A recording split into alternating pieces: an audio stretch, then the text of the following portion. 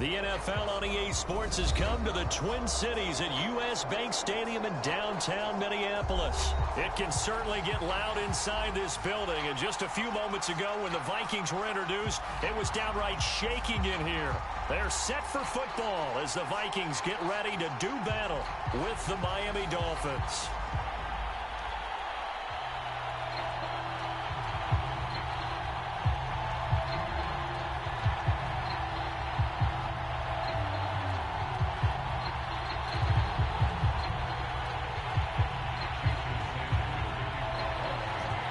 Jason Sanders now to get this one started, and we are underway from downtown Minneapolis. A short kick taken at the 18, and a nice return sets him up pretty good here right at the 30-yard line.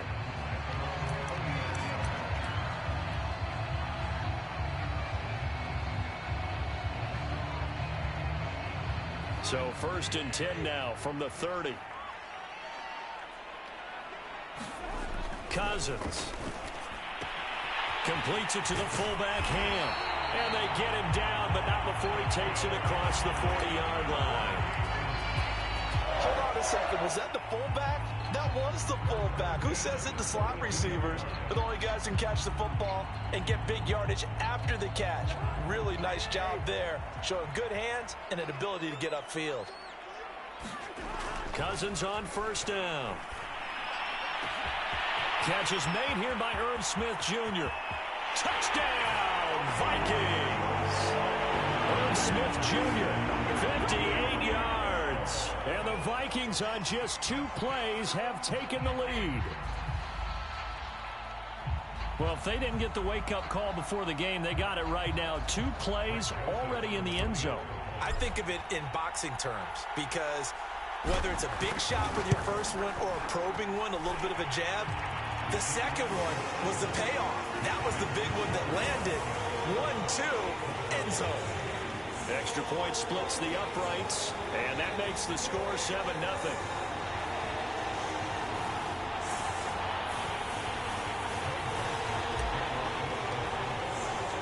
Now Joseph tees it up to kick off following the touchdown.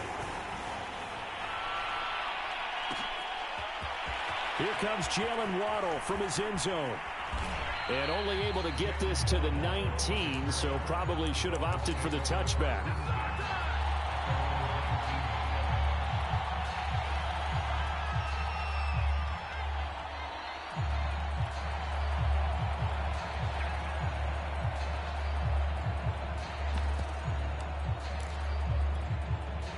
Tagovailoa and the Dolphins come up 1st and 10 at their own 19-yard line. A play fake for Gaskin. Now Tua. Now the pressure comes and he goes down. Just inside the 10, back at the 9. It'll be a loss of 10. And it'll bring up 2nd.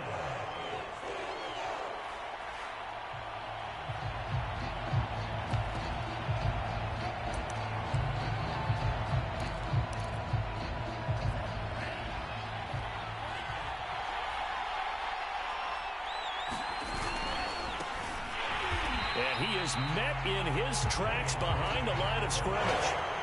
Facing the prospect of a punt from their own end zone, they need some cushion. Let's see what they can do on 3rd down. Back near his goal line, here's Tua. Forced out to his left. Left sideline, a dive, and it looks like he's got it. A big play there for the Dolphins. Now that one hurts defensively. They force him into 3rd and long, had the advantage, yet they give up the big play right there. Yeah, their offense was already warming up on the sideline, ready to come out. So much for that 3-and-out. Much more room to operate under after the big play. Here's 1st and 10.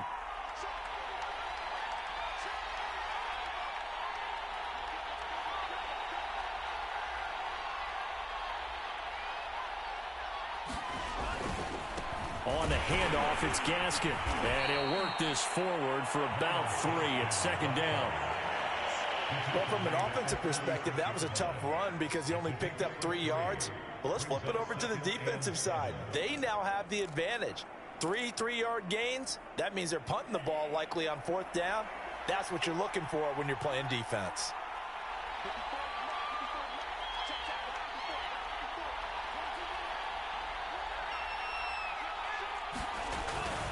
Gaskin again on second down.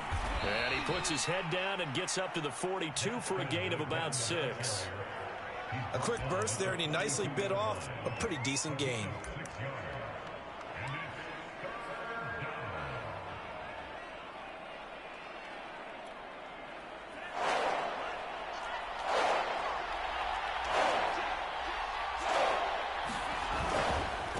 Here's Gaskin. Plenty of things to talk about here, partner, but to me, their defense gave up a touchdown on the first drive. How about how they're responding, coming back? That's a big third down pickup to keep their drive alive.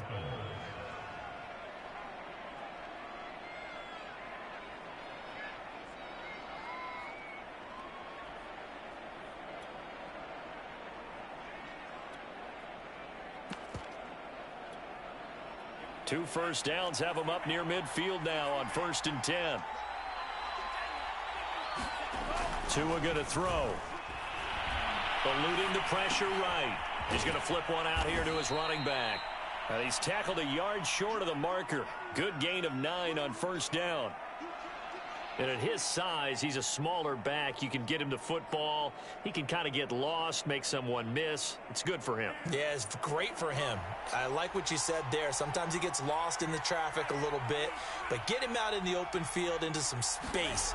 That plays to his strengths the best and keeps him out of it where all the big boys are, you know, make someone miss in the open field. And this is going to turn into another first down as the tackle is made at the Vikings' 29-yard line. After one, 7-0 on EA Sports.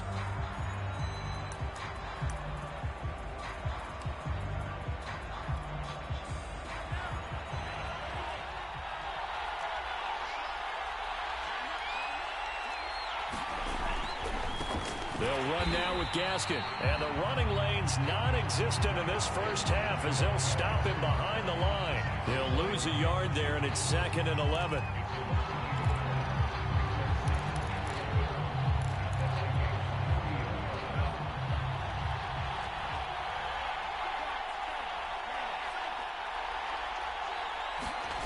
On play action, here's Tua. And this is Parker, complete. Touchdown, Dolphins. Devontae Parker, 30 yards. And the Dolphins are an extra point away from tying up this football game. Jason Sanders now for the extra point. It's up and good, and we're tied at 7 here in quarter number 2.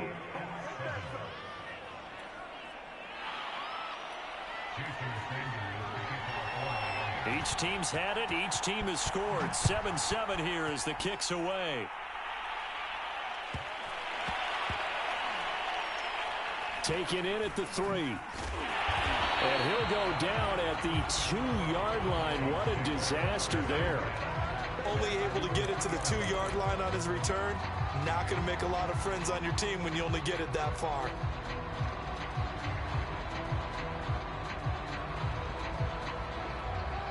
The Minnesota offense about ready to get this next drive underway. After the long touchdown drive we just saw, you wonder if maybe that's taken a little of the wind out of this offensive sails because they had it going pretty good last time, too. Had to sit over there for a little while, didn't they? You know, they were eager, amped up to get back on the field after just scoring, hoping to get the ball back quickly. That didn't happen, so I'd say come out, just kind of get started again. You know, doesn't have to be anything dramatic. Just get moving, get loose again, and see if they can get it downfield. From the 25 on 2nd down, Cousins. That's complete to Gallman. And he's got this almost to the 40 before going out. Well, one of the ways that quarterbacks keep all the receivers alive in a play, never lock in on any one guy. Make sure you keep your eyes moving, scan the field. And here he finds the open guy for a nice pickup. Here's a pass swung out left to his running back. And he'll lose yardage. Brought down at the 32. A completion, yes, but certainly not what they wanted. A loss of a full 6 yards. And he's got this to Jefferson. And he'll be taken down, but not before he works it past the 50.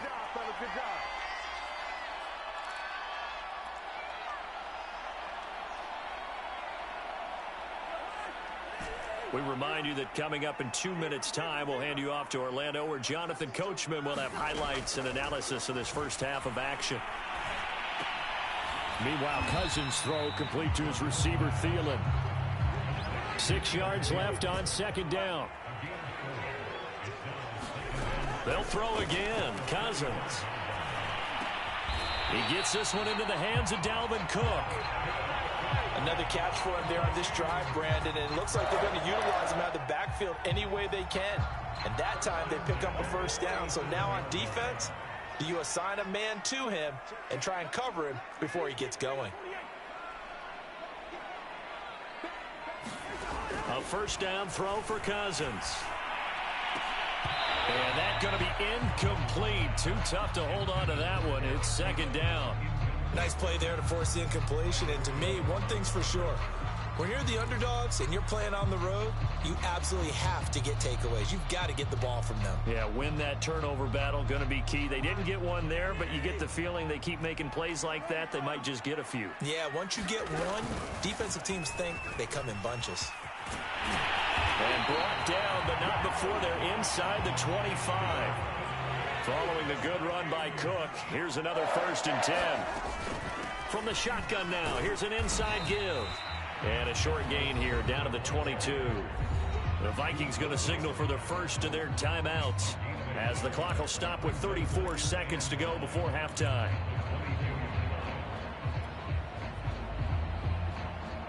The run only got a yard. Here's 2nd and 9.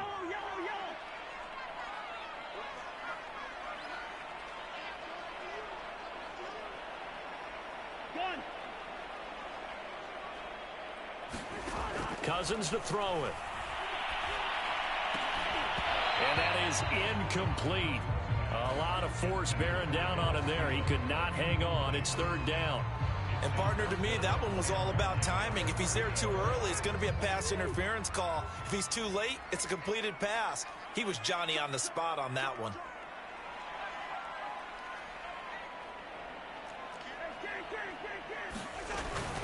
Here's Gallman. He'll have a first down inside the 10. And he will reach the 8-yard line before going out. This is a very impressive drive, especially when you consider where they started from to now be set up 1st and goal. Yeah, some nice running right there. That's what got them the first down. But at this point, I suggest open up your playbook. You can call just about what you want.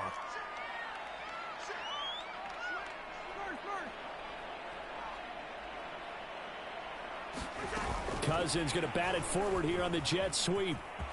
And he's going to score. It's a Viking touchdown. Kirk Cousins on the connection to Justin Jefferson. And the Vikings have taken the lead. Just a great individual effort there to take that pop pass and scamper off into the end zone. And that's why offenses love that play, partner, because that gives them a chance to get the ball in the hands of their playmakers with a full head of steam behind them. It's often like a track relay. Legs 2, 3, and 4. That first guy steaming ahead, and he just hands it to you, and you get a chance to take off and go before you even get the baton. Point after, right down the middle. And that makes the score 14-7.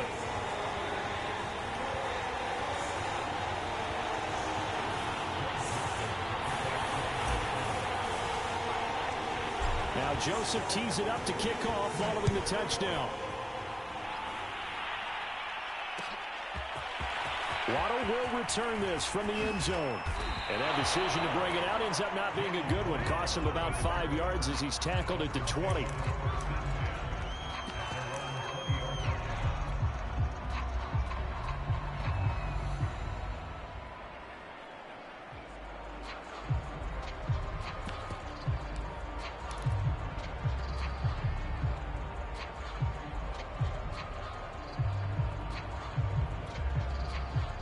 The Dolphins at the line ready for their next drive. And they really won't have much time to work with. Just 19 seconds showing on the clock.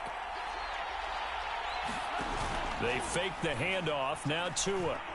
He's going to wind up and air it out. And that will be incomplete. Would have been a big hitter if they had connected. Instead, it's second down. But no kneeling for them. They decided they weren't going to run out the clock. They decided to take their shot downfield, hoping to either make a connection or a pass interference call. They wanted more points to put on the board.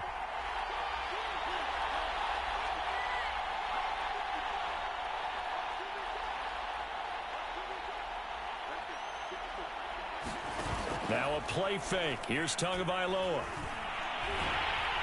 The Vikings after him, and they get there for the sack. Now a timeout taken. Perhaps a chance for one more quick play and then another timeout if they hurry. We'll see. So now after the sack, Tua and the Dolphins staring at a 3rd and long. Off of play action, Tagovailoa. And that will be incomplete. 4 ticks left here on the clock. And this is what you want to see from a defense. Give up an opening drive touchdown, that's fine. But how about them going back out there, recommitting themselves to the task at hand, and forcing a 3 and out, and giving the ball back to their offense.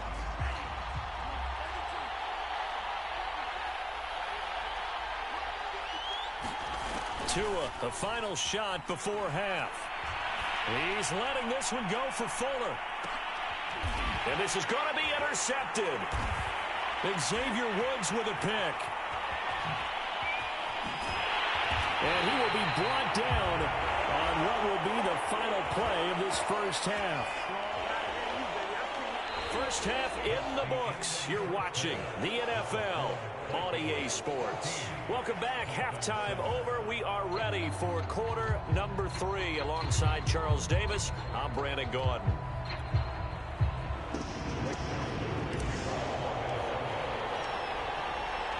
The Dolphins down on the scoreboard, but they'll have it first as we get going in this 3rd quarter. Waddle will return this from the end zone. Oh, a good return up past the 30. And they're going to have good starting field position. He's out of bounds, but not before he's across the 35.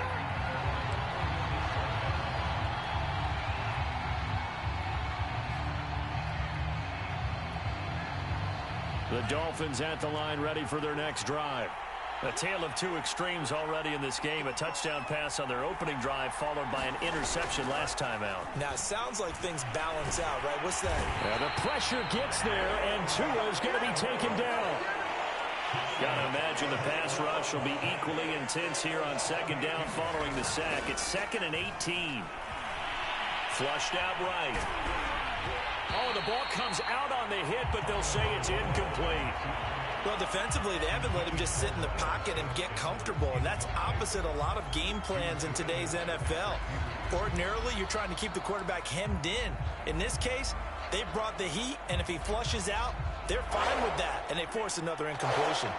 An incomplete pass on that last play, and that means they'll need to come up with something here on 3rd down. Play action, now it's Tua. Toward the sideline, did he keep the feet in? Yes, he got them both down, says the side judge, and that's good enough for a 1st down. That's a play that will likely be forgotten when you talk about big moments in this game. But plays like this are critical to keep drives going, and if points result, we'll call this play significant. Here's Tagovailoa on 1st and 10. And that is incomplete. He couldn't hold on through the contact. Brings up 2nd down. Another attempt, another incompletion. And when I look at the scoreboard and where we are in this game, it comes to mind that they have to start getting the ball in the hands of their playmakers. Throw it to the guys that maybe can take a short pass and turn it into a long gain or make people miss downfield. They've got to have points. And the guys who can put the ball in the end zone, they're the ones that need to touch the ball. An important play right here, 3rd and 10. And I would expect pressure here. Throwing is Tagovailoa on 3rd down here. They get this out wide to Gaskin. And he'll get this only to about the 38 as they stop him a few yards shy of the line to gain. So the completion results there in 9 yards. And that's going to bring up a 4th down.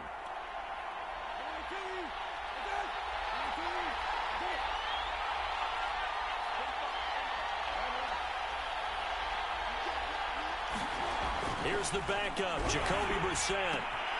Oh, looking for Waddle, but it's intercepted. Picked off around the 27.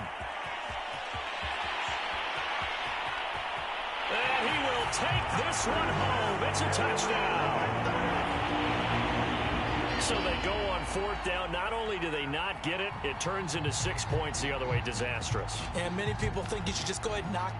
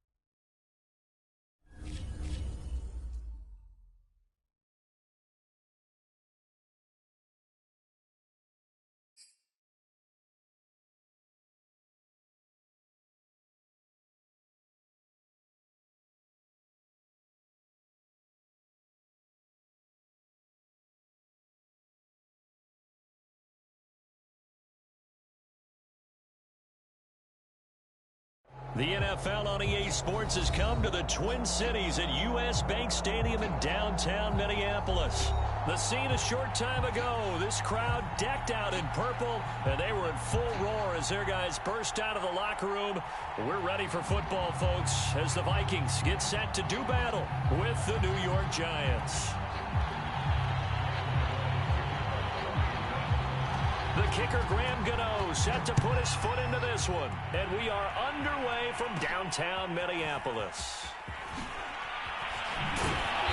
Well, a nice return sets him up pretty good here right at the 30-yard line.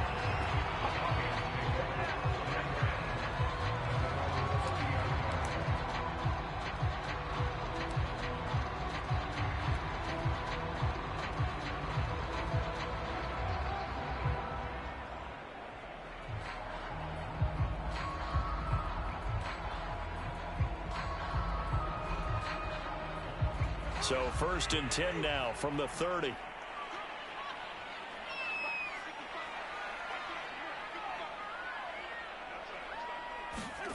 To throw, Cousins. Into a sea of defenders and intercepted. Picked off by Logan Ryan. And he will bring it back. It's a pick six and a Giants touchdown. It goes without saying, but I'm going to say it anyway. That's a ball he would like to have back, and it lands right in the lap of the defender from there. He doesn't have very far to go before he gets to the end zone, and he got there in a hurry.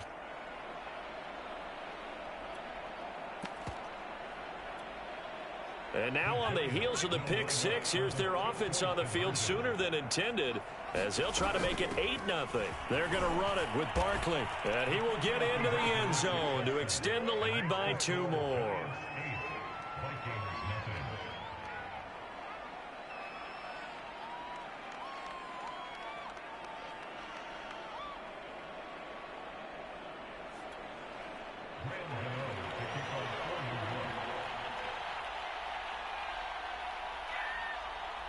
So they'll get another shot on offense following that pick six, and now the kick is away.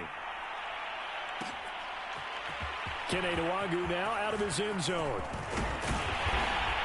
And they'll get him down right at the 25-yard line, so the same result, and he opted for the touchback.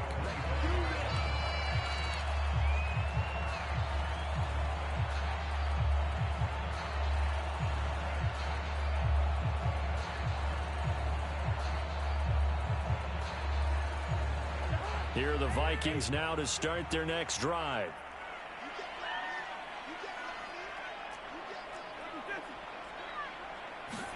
Back to it after the pick six. Cousins. That's complete to the receiver, Thielen. And he's upended at the 33 following a good pickup of 8. Here's a 2nd and 2 now from the 33. The first carry now for Dalvin Cook. And getting this just shy of midfield, they'll spot it at the 49. A good run there off right tackle in an old-school NFL football. The right side of the offensive line, often known as the nasty side. The left side, usually the technical side. Kind of reminds me of the old Atlanta Falcons 2009-2010. That's how they constructed their offensive line.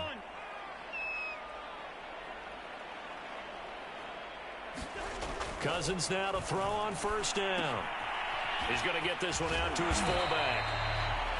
So 5 yards here, 5 on the play.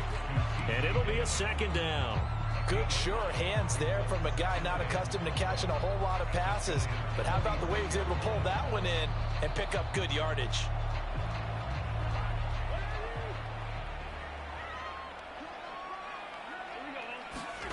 To throw again on 2nd down. Cousins. That's caught by the tight end, Irv Smith Jr. And all the way inside the 15 before they drop it. A big connection on that one. 33 yards. 1st down, here's the run with Cook.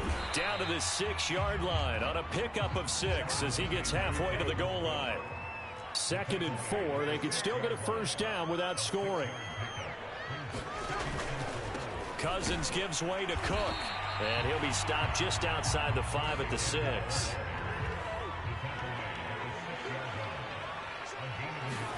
Third and short yardage, Cousins. And they're going to get to him, a sack. Sacked back at the 9-yard line. Give the sack to Lorenzo Carter. Not the start to this one that any quarterback would want or envision. Remember, he had the pick six, and here he ends up on his backside. And you have to wonder to yourself, okay, after throwing the pick six, did he get too careful with the football and not deliver downfield and take that sack? They've got to make sure that he's really into this game. So a good kick there, and they put the bow tie on it with 3 points. And let's face it, everybody wants a touchdown. We know that. But in the NFL, defenses are awfully good. You're not going to score each and every time. Be able to knock the ball through the post and take the throw. By the way, I said bow tie. I meant just bow. Not the tie, but yeah. Either way. You got it. I just went right past it. And ultimately cannot get this out to the 25-yard line as he's dropped at the 23.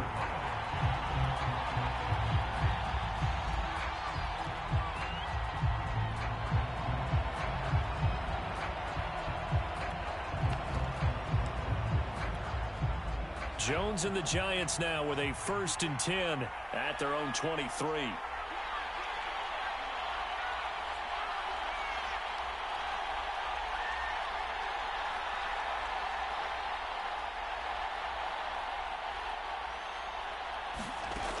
Throwing to start the drive. Jones. That's caught by his tight end, Evan Ingram. And all the way down inside the 25 before he's out of bounds. A big play there on the catch and run. We know he's good at catching the football, but then after the catch, he's got escapability. Not only that, he's got some toughness as well, because you know he's coached very hard to make sure he battles through, breaks tackles, and then they finish with, but don't fumble the football. That's into a crowd and intercepted. Xavier Woods with a pick. And the Vikings are going to take over once again at their own 25-yard line. And that's a great example of ball skills right there, partner. You and I do a lot of games, and I can't tell you how many guys look to run with the football before they've intercepted it. So that's a nice job of focusing on the task at hand and coming away with the interception. And incomplete on the deep ball. So much about defending the pass is being able to be right there at the moment the ball gets to the receiver, and he was right in his hip pocket, helping force that incompletion.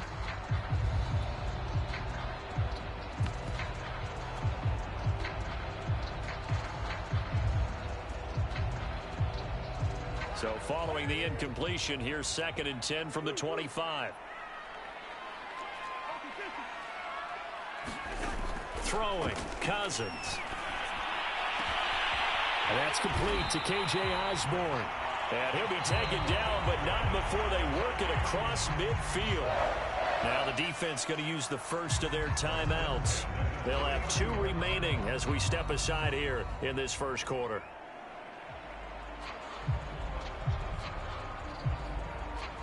And this will probably be the last play of the quarter.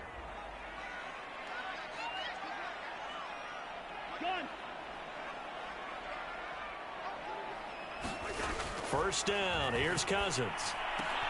Throw left side on target to Thielen. That catch good for only a couple.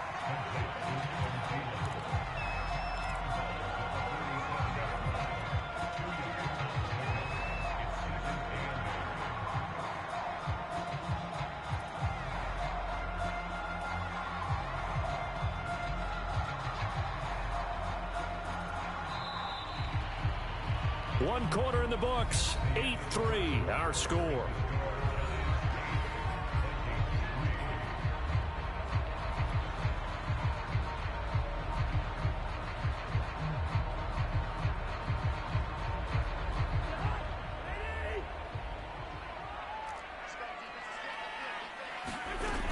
On 2nd down, Cook. And he's going to get this pretty close to the first down marker at the Giants' 41. So 3rd and 2, this quite possibly 4-down territory, though, if they're stopped. They'll run it. Here's Cook. And he gets it to the 34. Good enough for the first. This offense finding its legs now. Here's another 1st and 10. From the shotgun, it's Cousins. And that one drops down, incomplete. Good coverage there, forced the ball free, and it's 2nd down. He did a fine job there of not hitting him before the ball arrived, and I've got to tell you, you can often mistime that play because of the angles of approach. When you're going to get him, sometimes you panic as well and think, I've got to be there right now. Instead, in this case, timed it perfectly and knocked it free. On second down, Cousins again. Airing it out deep for Smith. Oh, that's into a double team, and it's intercepted. Picked off by Logan Ryan. And the Giants are going to take possession here at their own 6-yard line. What a start defensively. Your offense goes out, gets the touchdown, and then you get the interception. Just perfect. How about the discipline that they showed on defense? Because after the offense scored to go up 7-zip, you would think they might be a little extra aggressive trying to get back at them. Instead, they read their keys well. When they took the shot downfield, they were more than prepared for that one. Able to break the tackle, but then quickly brought down just outside of the 5. Just a yard on the pickup there, and it'll bring up a 2nd and 9.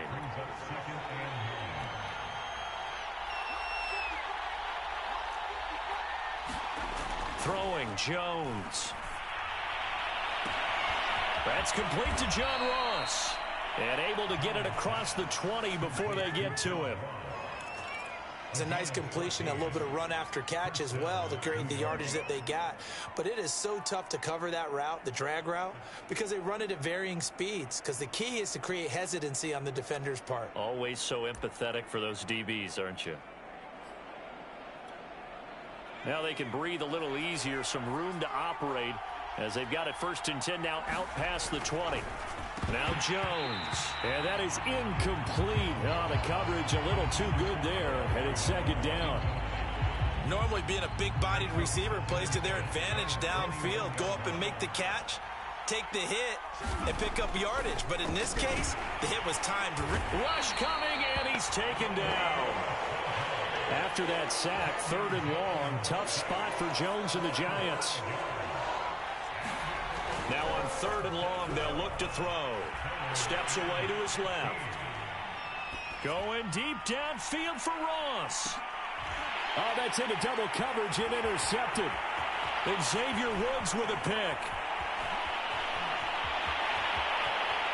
Counting down toward halftime on EA Sports.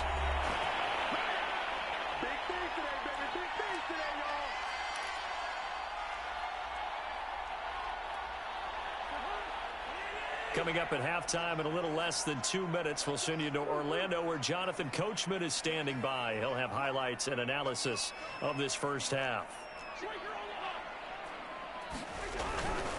On 1st down, it's Cook. Cook able to escape, and they'll get him down after a pickup of 8, 2nd and 2. You know what really fires up offensive linemen? When the guy that is carrying the ball behind them can create his own space and break a tackle along the way. From the 16, Cousins buying time to his left. And he just chucked that one out of bounds, out of everyone's reach. Maybe a wise call not to take a sack in this part of the field. It brings up 3rd down.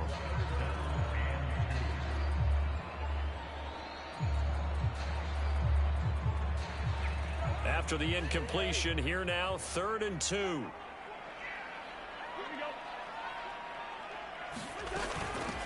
Give to Cook out of the gun. And Cook was fighting for it, but I don't think he got there. And no field goal try here from the red zone. Offense out there. They'll go for it on 4th. And he's got the 1st down as he gets it to the 8. I love those plays. 4th and 1. That's who wants it more, this time the offense. Yeah, there's a lot of hooting and hollering in there, right? A lot of contact and a lot of collisions as they try and find some space. Who's going to drop their hips, gain leverage, and move the other side? It's caught in the end zone. Touchdown, Minnesota. K.J. Osborne there to make the grab. And the Vikings have taken the lead. That could be an important swing right there. A touchdown in the final minute of the half to take the lead. And I like the point you just made there. Could be an important swing because now that they have the lead, if they can carry that into the locker room at the half, they'll feel really good about what they accomplished in the first 2 quarters. Extra point right down the middle. And the lead is now 2.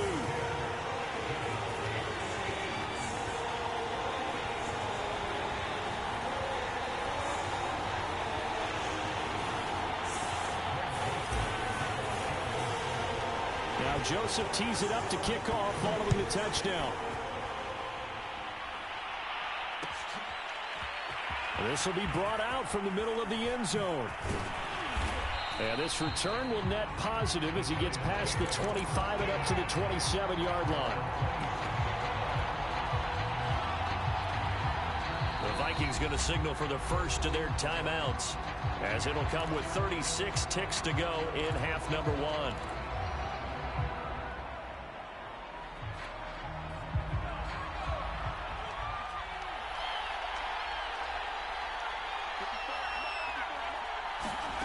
Trying to shake off the interception from the last drive. He'll look to throw. He finds Ross right side. It's complete. And he's got this almost to the 40 before going out. So now a fresh set of downs. 1st and 10 after roughing the passer. Back to throw. Jones. Past the 20. And they do finally get him, but he makes it all the way to the 6. Now the Giants will use the second of their 3 timeouts, as they'll stop it with 25 seconds to go here in half number one. They'll try and run for it with Barkley. And the hole closes quickly here. He can fight only to about the 4. 2nd and goal from inside the 5. Looking to throw. Jones. They'll roll him. Oh, Jones has just thrown his 3rd interception. Picked off by the linebacker, Eric Kendricks. And the Vikings are going to take over at their own 13-yard line. So that now 2 consecutive drives that have ended in interceptions. You wonder if he's trying to do a little too much out there. Oh, I like where you're going with that maybe he's pressing it a little bit, trying to be too fine with his throws, or maybe overestimating his arm. It could be a combination of all of those things. In any event, he's got to get it figured out and in a hurry. Okay, Coach, thanks as always. This one's still anyone's game as we welcome you back for quarter number 3. The Giants set to get the football, and they trail here as we get back underway in the second half.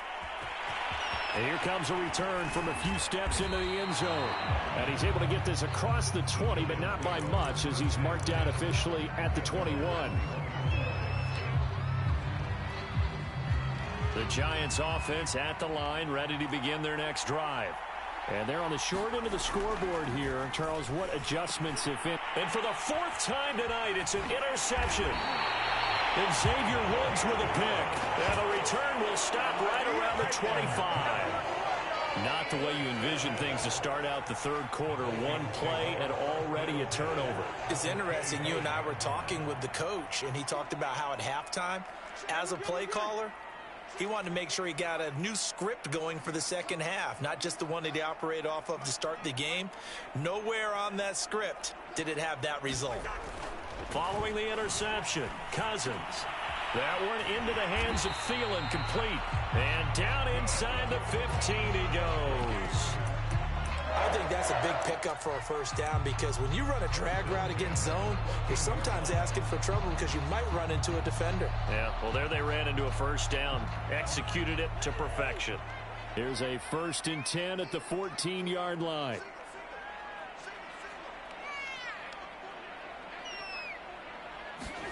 Throwing is Cousins. Setting up the screen for Cook. And all the way to the 2-yard line there before crossing over out of bounds. And that's a nice job of working his way open down in the red zone. Looked that one in and then made a beeline for the pylon. He didn't quite get there, and you want to give him a little extra for the effort. But instead, he sets his guys up in excellent shape with a 1st and goal.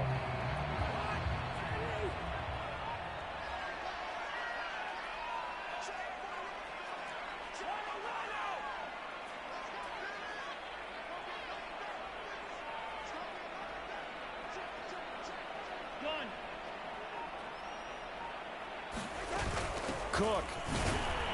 Nothing doing there. They're going to wind up holding him at the 2. No gain there, and it's going to set up 2nd and goal. So stuffed from the 2. Now what? You know me pretty well. What do you think I want here?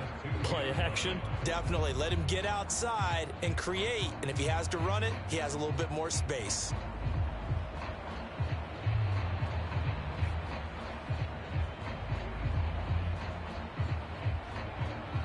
2nd and goal, and they will try again from the 2-yard line.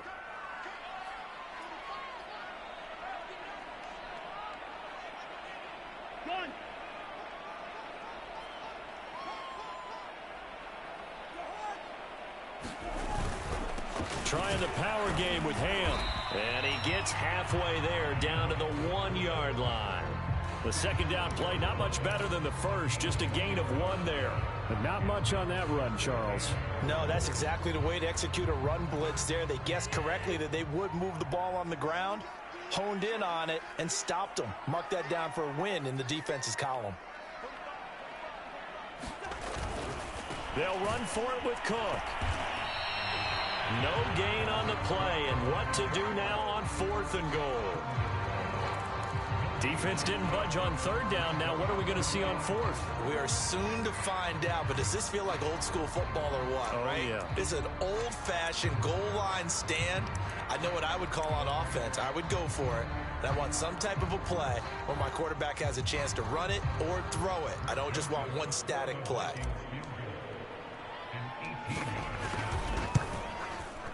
Joseph's got it. And it's now 13-8. So the turnover leads to points as they had 3 there. Yeah, what a sequence there, and a nice win for them. They forced the interception, put together a little drive, and then come away with 3 points. Nothing to it, partner. Just do it. And here comes a return from the middle of the end zone. And he'll be brought down shy of the 20, so the decision to bring it out of the end zone, not a good one.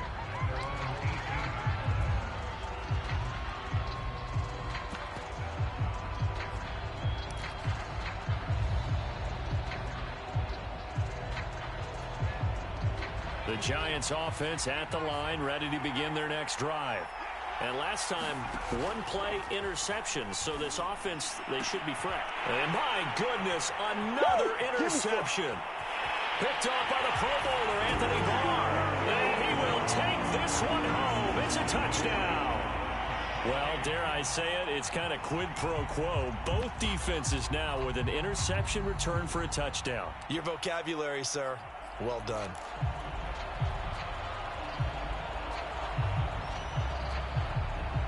So the Vikings bringing the offense back onto the field. They'll go for 2 here. Cousins will try and throw. And the Vikings are going to have 1st and goal as they try to finish off this drive with 6 points. And there's a quick momentum swing. INT return for a pick 6, and then the 2-point conversion good. And even if you're keeping your wits about you, you're thinking to yourself, okay, extra point block team going into the game now. All of a sudden you're hearing defense. Everyone's scrambling for their helmets and throwing down their cups of water. That's a great position for them to be in, trying to score against that team. A little bit disjointed. And a nice return sets him up pretty good here right at the 30-yard line.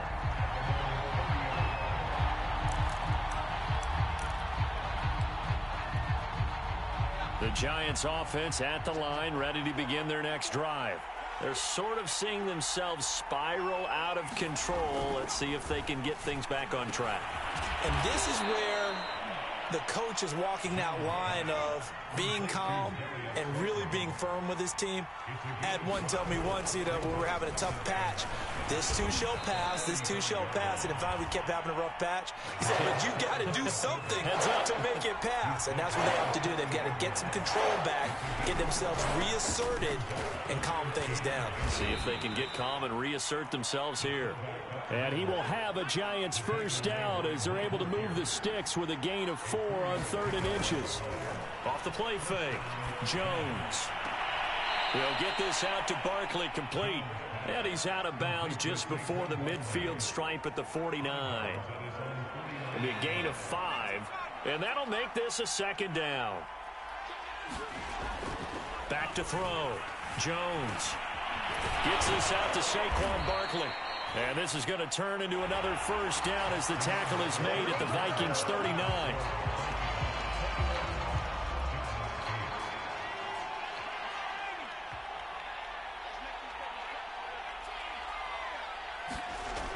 Looking to throw. Jones. Flush to his right. On the run, he'll let this go deep right side. That's going to be knocked away and incomplete. They'll probably spend a little extra time dissecting the game film after this when I think the part of their plan was to hit them over the top with the deep ball. They've been unsuccessful all night.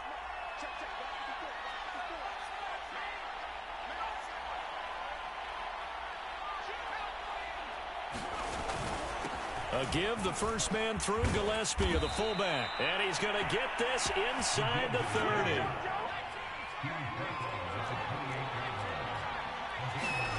Here's Jones, throwing on first down, escaping the pressure right.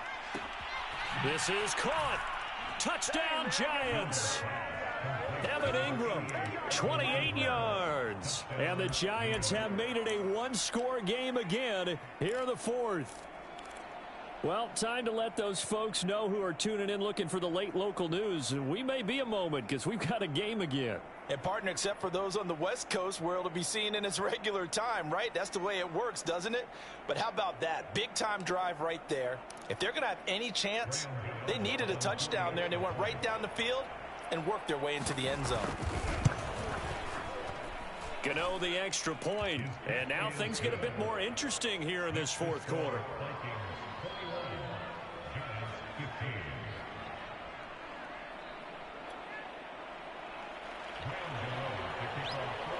Gano now following the touchdown here to kick it away. Fielded right around the 8. And a nice return sets him up pretty good here right at the 30-yard line.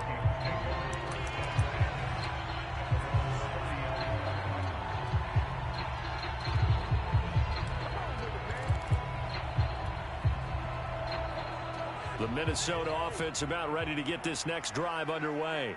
After the touchdown we just saw, we have a brand new ball game. And now look at the situation. You got plenty of time on the clock. Defensively, they have 3 timeouts. So do you run the football here or do you throw it? I think you have that full conversation with your offensive unit, and you tell them, here's the situation. They've got all their timeouts, so we are not going to play this conservatively. We've got to attack them. We've got to make them use those, gain the ground that we need in order to put this game away.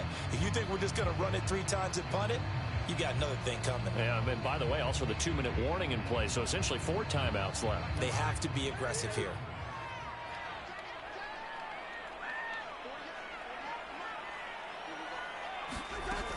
They'll try and wind down some clock with Cook. And he'll rumble for about 5, up close to the 40. Here we go, 3rd and 1. Gut check time on both sides.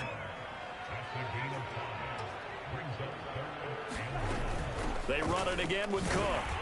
And he's got the first down as he's up to the 45-yard line. I have to chuckle to myself a little bit, Brandon, because right now, I could be in that huddle with that offensive line. I know exactly what they're saying. If you call a pass play here, we're going to call a timeout. Run the football. We've got control of this thing. Get him behind us and let's go. Their time to shine.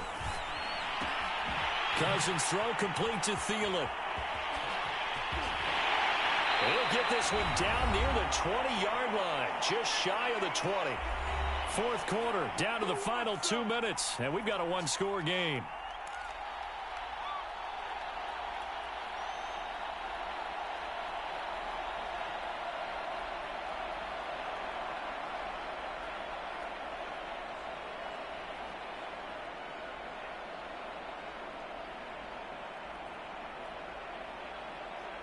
So the Vikings in possession of the football as we get you reset.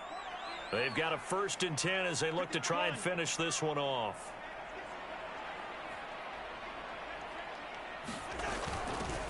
Here's Madison running on first down. And he can only manage to get a couple. 2nd and 8 coming up. And now right out of the 2-minute break, we'll get a timeout used defensively with 1:56 to go.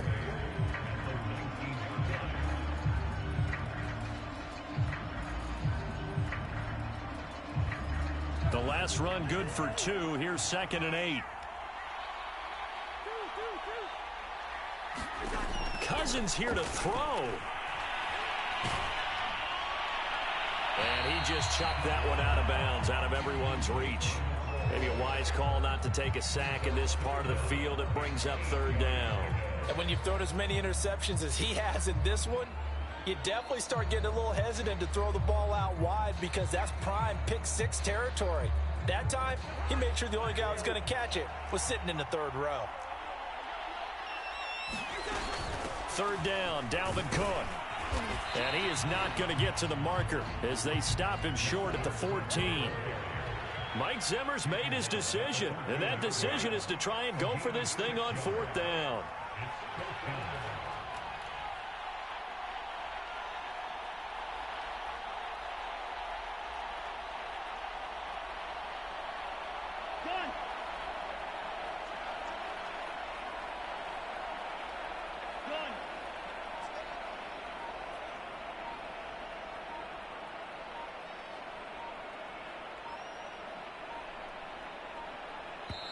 The Vikings going to signal for the first of their timeouts as they stop it prior to what will be an important fourth down.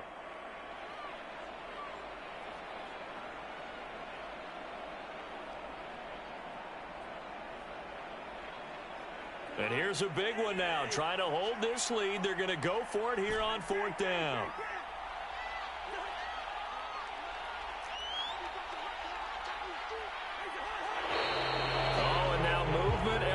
And they may have to rethink their plans on fourth down. So on fourth down, out trots the kicker in a big spot here. This to make it a two-score game. The kick by Joseph is good. So that one, CD, going to make the road back a lot more difficult. Oh, there's no doubt about that. You know they were praying on the other sideline for a miss because now, as you pointed out, a very difficult road.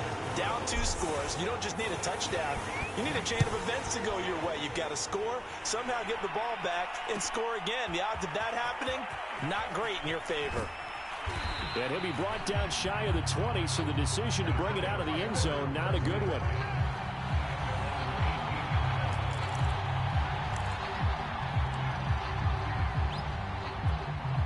So from inside the 20, here's 1st and 10 at the 18. To throw is Jones. He's going to let it fly. And this is intercepted, and that should do it. Picked off at the 30. And they have the football and will set up shop at the 33-yard line. Well, to be frank, CD, this is getting tough to watch. I mean, you feel for him, but 6 interceptions, that's at a whole new level. It's not a good level. It makes it tougher and tougher to come up with ways to try and support him. But you have to as a team because you can't just throw your quarterback aside. You're going to need him later on. But it reminds me of a time that a former defense coordinator of mine told me he was in a game where his quarterback threw 7 interceptions. So after the 6-1, one of the defensive players went to the quarterback and said, here's what you do. Throw the ball to the other team, and let's see if our receivers can pick it off and turn it into a completion. That's just mean. I don't know that I'd go down there and say that to him. And intercepted. Maybe the turning point they need. Picked up by Reggie Ragland. And the Giants are right back in this football game. Well, in all likelihood, this ball game's still over. I mean, even with the interception, 2-score game, they need a miracle. Curious decision to even throw the ball in that situation, but maybe they saw a stacked line of scrimmage and said, hey, it's better to try and throw than to try and run against it. In any event, I think you're exactly right. Now, the other team can pad their stats, but I don't think they're going to win. Yeah, but still, don't change the channel just yet. Yeah, boy, another ill-advised throw there as that will wind up incomplete. An incomplete pass on first down. That leads to a 2nd and 10.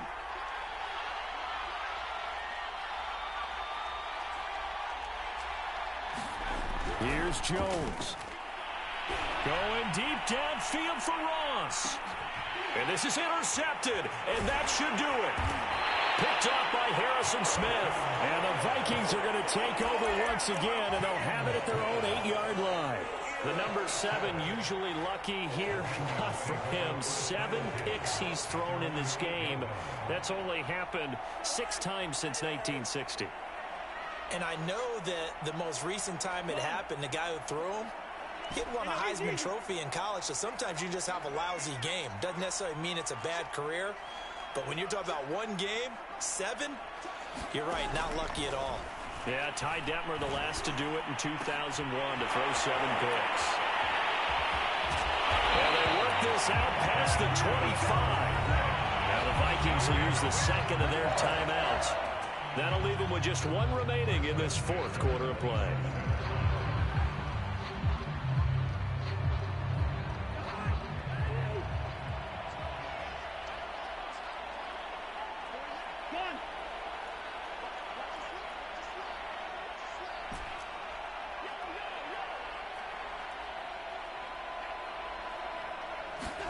Cousins to throw.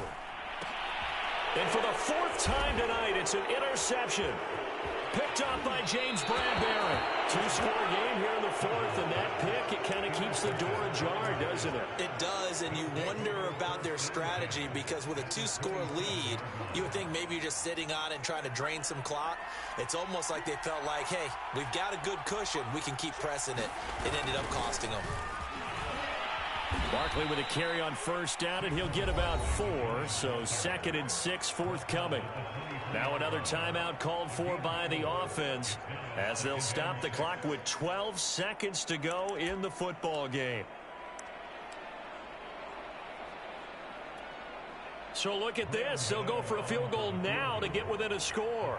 This to get it back to a 1-score game. And this one's not close. Not even close. Short and to the right. It's no good. And this score will stay right where it is. So a bit of a weird kick there. That wasn't an overly long attempt, but that never had a chance. You almost wonder if he might have maybe got that one on the laces because it kind of knuckled on him a bit. And this one winds up in empty possession.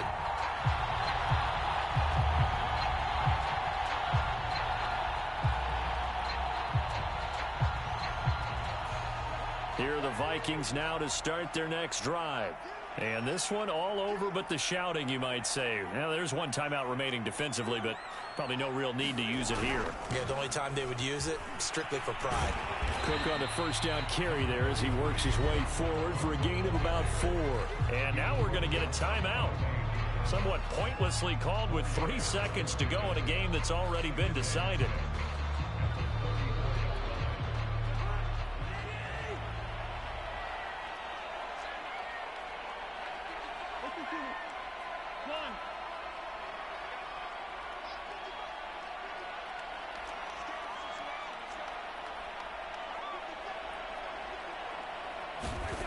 Throwing here, Cousins. And now here is another interception.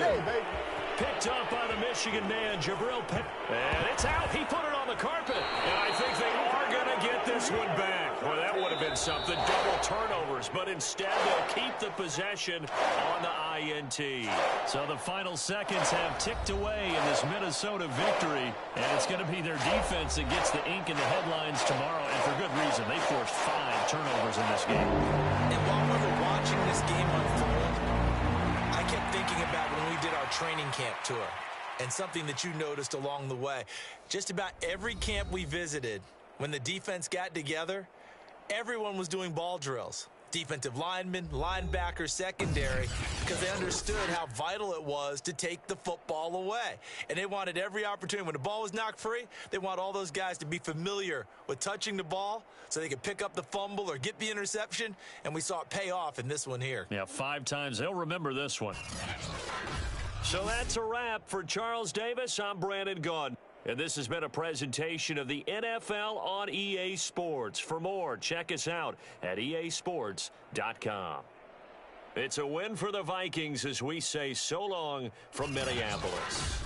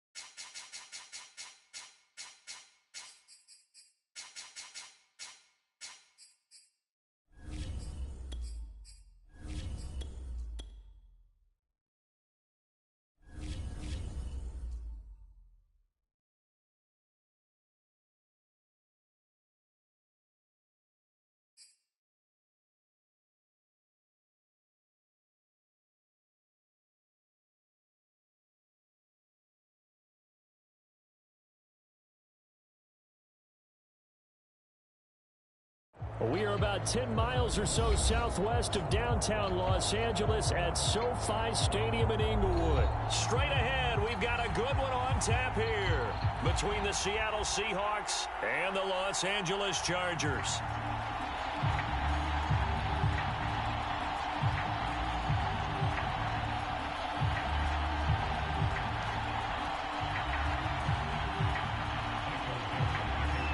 Two former division rivals in the old AFC West, the Seahawks and Chargers, are underway. A short kick taken at the 18. And they're going to start this drive in pretty good shape as they get it up past the 30.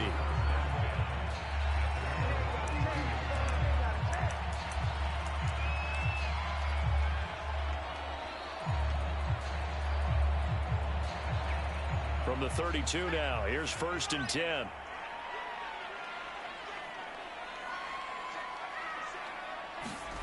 Now Herbert with it, looking to pass. And this will be a dump off for Kelly. And a nice spin into some open field. And all the way down to the 26. A huge play there right off the bat. Tell you what, partner, you get the football in his hands, just give him a little bit of open space. As we just saw, he can make you pay. And he wasn't the top option there, but check down turned into 1st down and then some. So now then, the big play has him all the way inside the 30 now, 1st and 10. And with the play clock winding down, we're going to get a timeout. They'll have 2 remaining as we step aside here in this first quarter.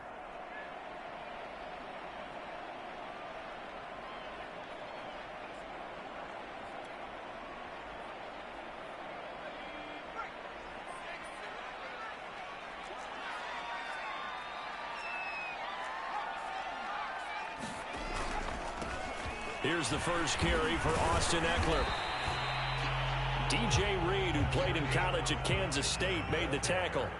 The first down run got 5. Here's 2nd and 5. Here's Herbert. He's got a man. That's Keenan Allen. Touchdown! Keenan Allen with a touchdown reception from Justin Herbert. And the Chargers have taken a first quarter lead. 3 plays already in the end zone. That was quick. We always talk about offenses understanding what they want to do before they go into a game, and they practice it. They have their script and the plays they want to open with. But defenses aren't just reactive. They have their own ideas as well. These ideas didn't get implemented very well. 3 plays and a touchdown already scored against them. Hopkins with the extra point, and it's now a 7-0 game.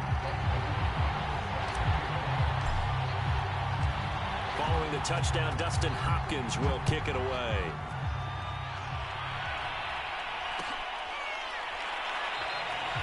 And it'll be a touchback as Tyler Lockett says, I'm not going to return this one.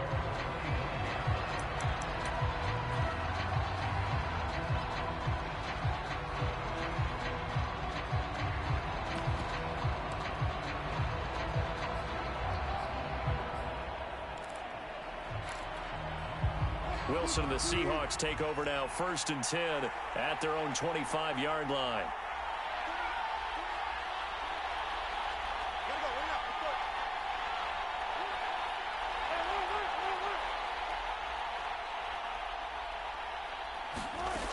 Throwing to start the drive. Wilson. That's complete to DK Metcalf. And past the 40 before he's out of bounds. Defense gives up a touchdown on the opening drive. Offense, you got to want to get out there and get those points back right now. And that's a sharp throw there to get this drive off to a good start.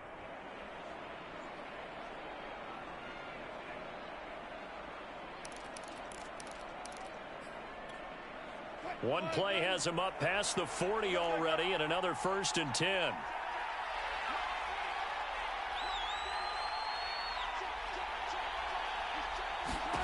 Throwing is Wilson. Eluding the pressure right. On the run, he'll let it go deep, right sideline. Almost feels like anything you can do, we're going to try and match or do better. We've already seen 1 touchdown pass from the opposition. They tried to equal it on that throw. So after the incompletion on 1st, now 2nd and 10.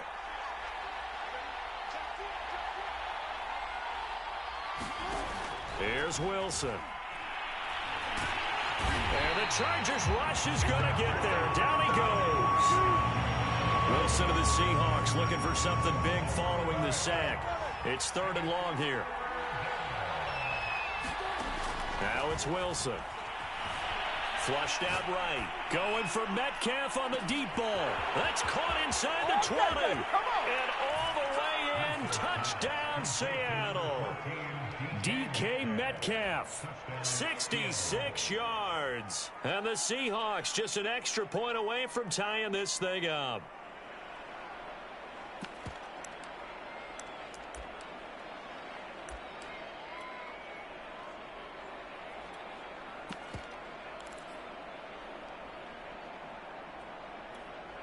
Pete Carroll in that familiar hands-on knees pose. His guys will go for 2 here. They'll try and run it here. And he'll get into the end zone as the 2-point conversion is successful. Well, not content with a first-quarter lead, I guess. They're going to go onside kick. And this will not work out. The Chargers able to recover. So an onside kick fail in the first quarter. Not sure I completely see the logic there. It's not apparent, is it?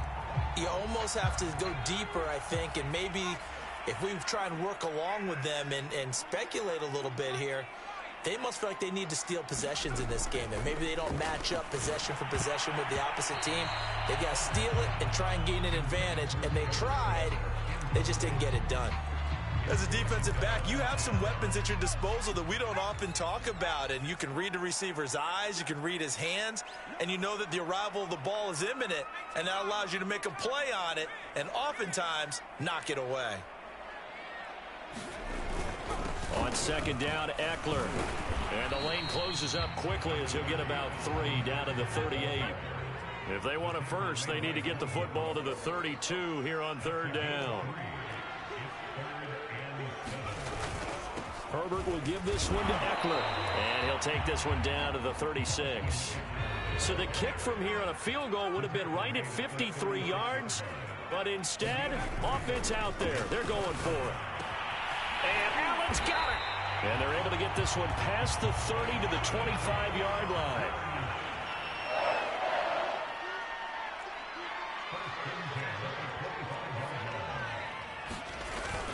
Running on 1st down, Eckler. And he's going to lose yards. They take him down at the 26. Officially, it's a 1-yard loss. That's going to bring up 2nd and 11.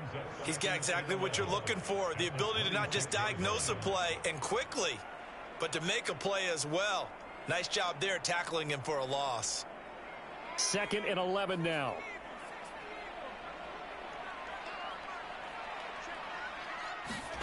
Back to throw here, Herbert. He'll leave it for Kelly, complete. And down inside the 15, shy of the 10.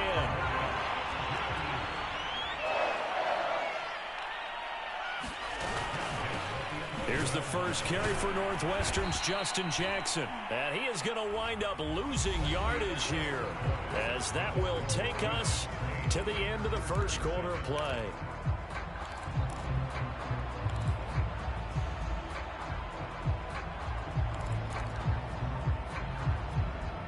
Behind the chain, 2nd and 12.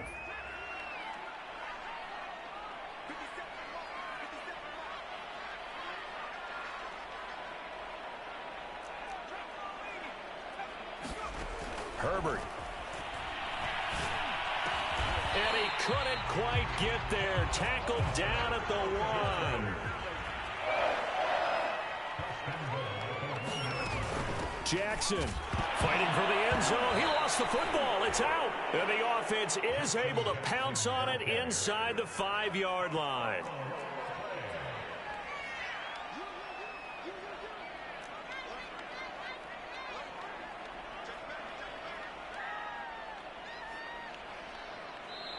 Now the Chargers will use the 2nd of their timeouts. So as they take it over, we step aside. Very fortunate to get another shot. Here's 2nd and goal.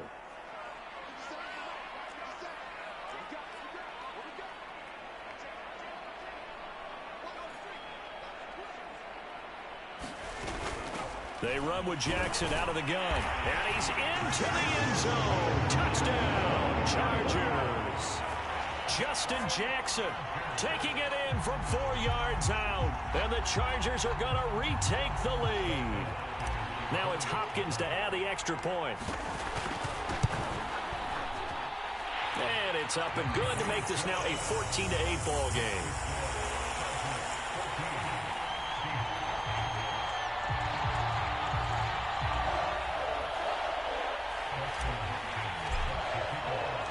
Following the touchdown, Dustin Hopkins will kick it away.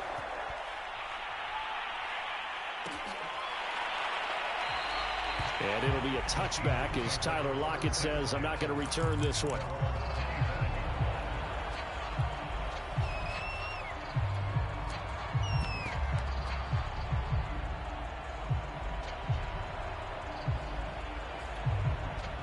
Coming to the line here to begin their next drive, the Seahawks offense. And they had to wait a long time to get the football back. Probably not what you were hoping for when you got an offense that's humming. Agreed. What you were looking for is the defense get the ball back pretty quickly, right? Hoping for a 3 and out. So that didn't happen. You can't yell at your D for that. They've got to take care of their own business and reestablish themselves now that they're back on the field. On first down, Wilson. And they work this well upfield across the 45. And time to give some credit to the big fellows, the offensive line here, because you've got to have good protection on crossing routes because you've got to give your receiver time to work all the way across the field. That time, be able to scan the field, spot his receiver moving left to right, and make a good, accurate throw. Thank you, guys. And he's going to get across midfield and into Charger territory. 5 yards on the carry. Good pickup on first down. Working with 2nd and 5 now. And we've hit the 2-minute mark in this first half of action.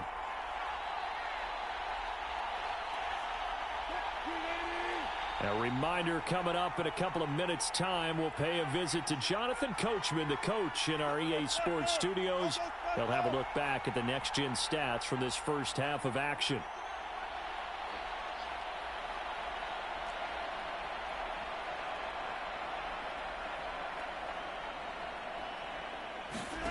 Second and 5 now. Wilson. And his throw is incomplete. To this point, I've been impressed with the work defensively. They have not allowed a lot of receivers to run free. And there's another example, another incompletion.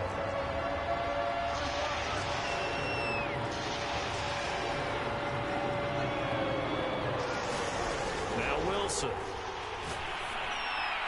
And the throw there going to be incomplete. And the other day they told us when we've got 3rd and 5 or less, we have to be able to convert. And I guess every team would say that, Charles, but an opportunity missed there. What they were trying to tell us is they believe it's a matchup game at that point. And they liked some matchups that they had, thought they could exploit them, unable to do so on that play. 4th down. Here's Wilson. Now a diving effort right sideline. He's got it. When you're a player of his stature, you don't just circle the games on your team's calendar. You circle the Pro Bowl? Without a doubt. That's a game that you just figure you're going to be in each and every year. That's because of catches like that. That's why he goes. 7 yards on the pickup there, and it'll leave him with a 2nd and 3. That's a strong pickup right there on first down. And as this drive goes on, we're seeing an offensive line and running game imposing its will.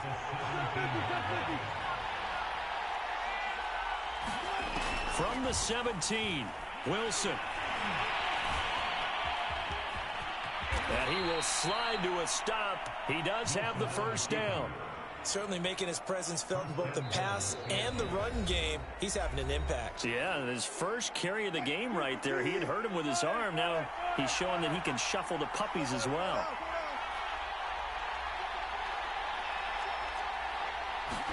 Here's Wilson.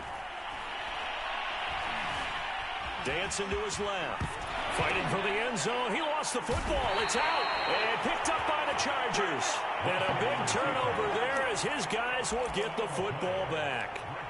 Obviously, you got to hold on to the football, but I've got to give credit to the defense there. Good job of knocking it free. Yeah, because a lot of the time we just blame the offensive players for not taking care of it.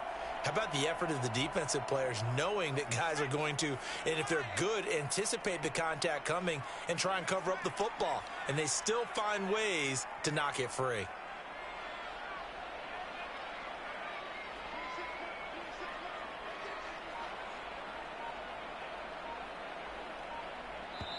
Chargers going to use their third and final timeout as they'll stop it with 13 seconds to play in half number 1.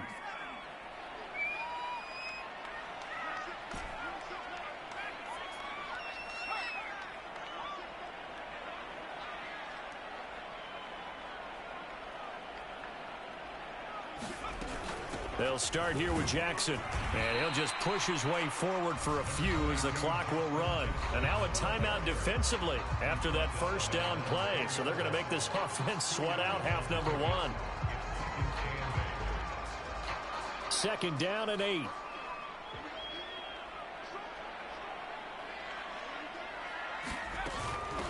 Here's Jackson. Gets past him at the 10. They find some open field here.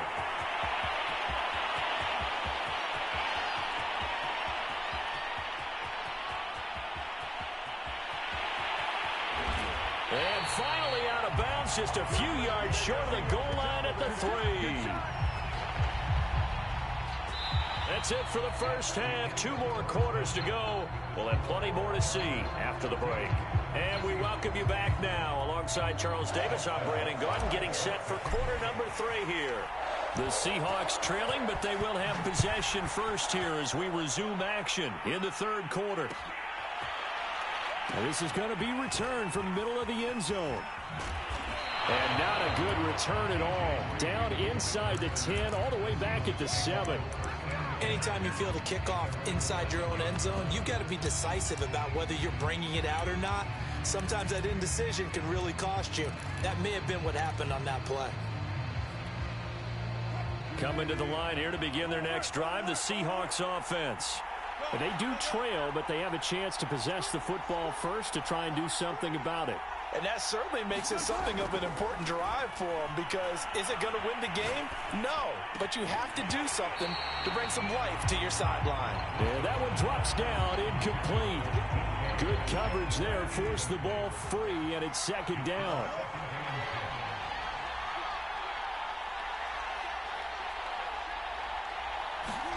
Throwing again on second and 10. Wilson, flush to his right. Going for Metcalf on the deep ball. A fight for it, and this is caught. It's caught indeed. So the line of scrimmage all the way up to midfield now as they've got it first and 10. From midfield now, here's Wilson. Going for Metcalf on the deep ball. It's incomplete. Took a shot, couldn't connect. I think that was good strategy there, trying to go right back to him after the last completion. But this time, the defense was all over him, and they got there to break that one up. On second and 10, Wilson going for Metcalf on the deep ball. His throw incomplete. Quarterbacks work all the time on manipulating the defense with their eyes and their head movement. In this case, he just stared the receiver down. That allowed for excellent coverage, able to knock that one away. The play fake. Here's Wilson. Going for Metcalf on the deep ball. Into heavy traffic, and it's intercepted. Picked off at the 19. And this return is going to be halted right around the 20.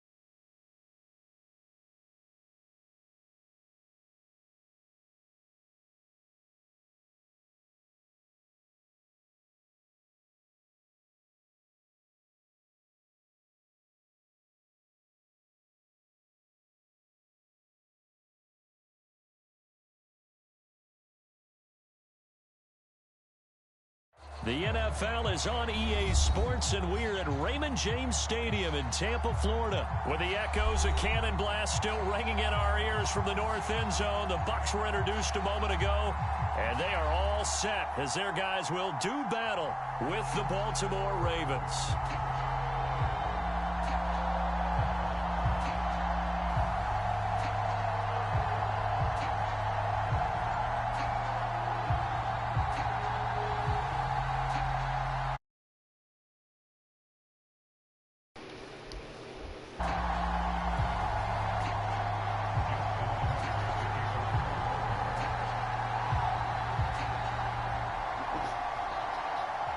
Justin Tucker ready to go here. This is going to be a ton of fun. Ravens and Bucs. Here we go from Tampa.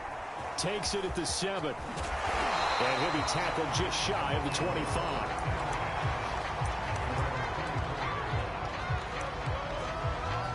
Good tackle.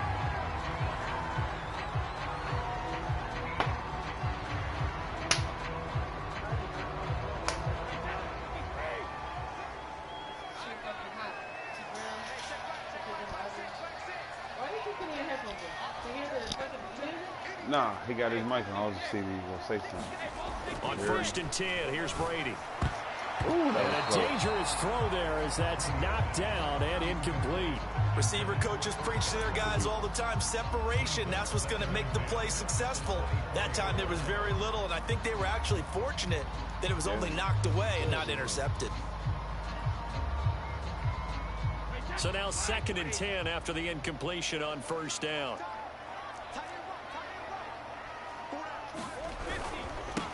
A first carry for Leonard Fournette. And he's able to plow forward up to about the 29, just shy of the 30.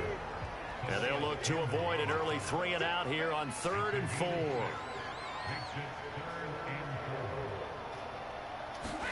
Now Brady.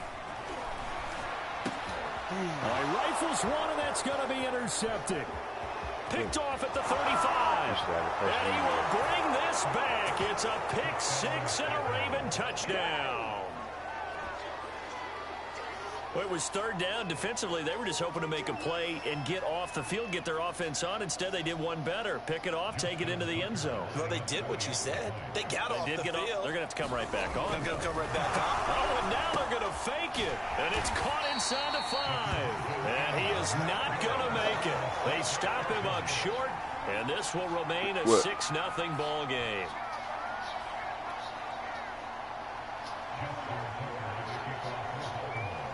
So they throw the pick 6. They'll get another shot at it now as this one's in the air. This is taken just shy of the 10. And it's a pretty good return here as he'll get this up to the 29.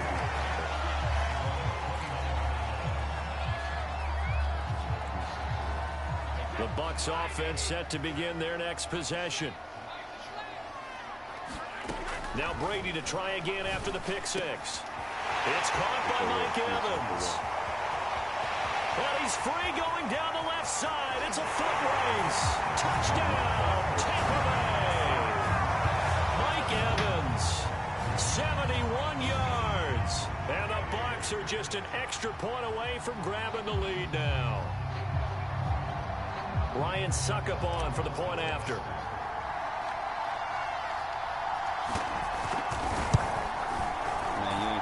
It's up and good, so they go the conservative route instead, and it gets them a 7-6 lead here in the opening quarter.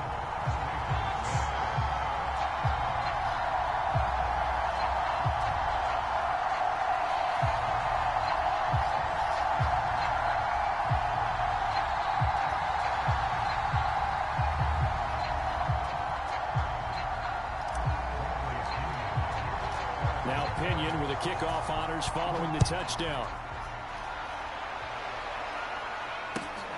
It's sad they pay me. We'll see a return here from the end zone. Anytime you feel the kickoff inside your own end zone, you've got to be decisive about whether you're bringing it out or not.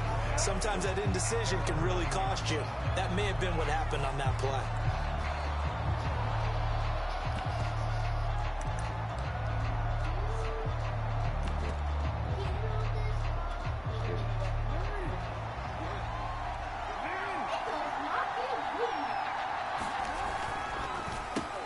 Throwing quickly, that's caught by Brown out wide. 5 yards on the catch there, brings up second down.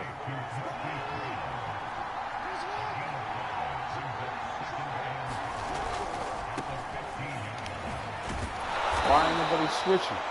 All right, Brandon, I know we're in the early going here, but those kind of runs, they're going to open up a world of opportunities for this offense going forward. A quick throw here out to Brown. Ain't going nowhere, boy.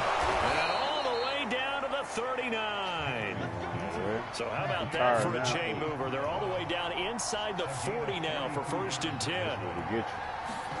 Play action. It's Jackson. That's complete. It's Devin Duvernay. 5 yards on the catch there. Brings up second down.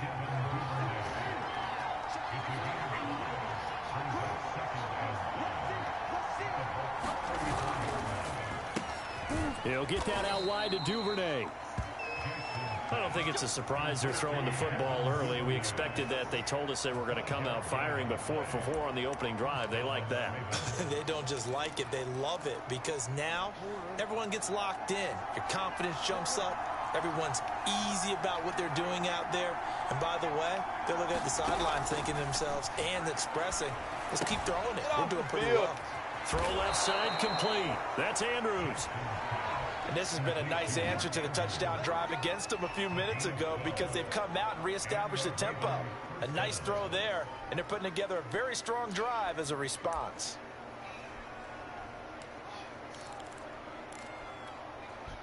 Under a minute to go. Clock running in a back-and-forth first quarter of play.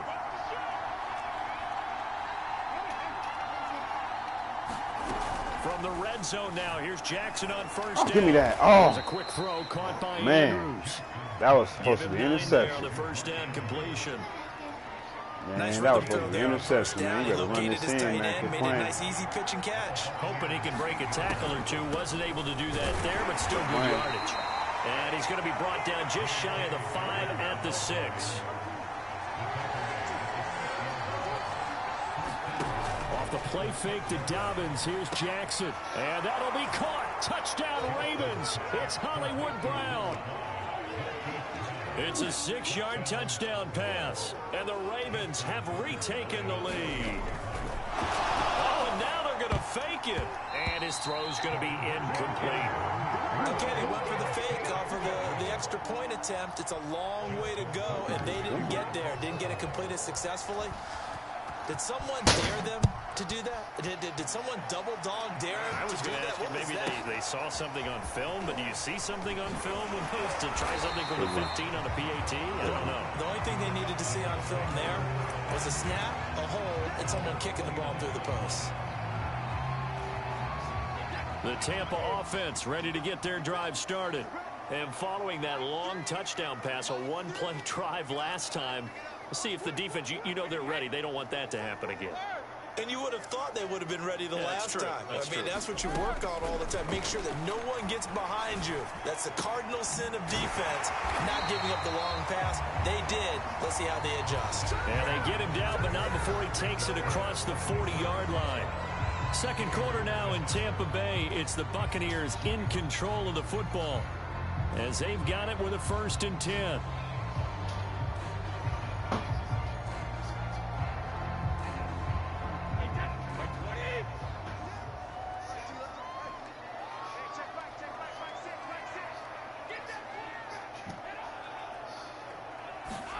Now Brady bounces forward on the jet sweep. Evans, fast footwork. And they'll get this well past midfield before being stopped just before the 35. A good pickup there, 21 yards.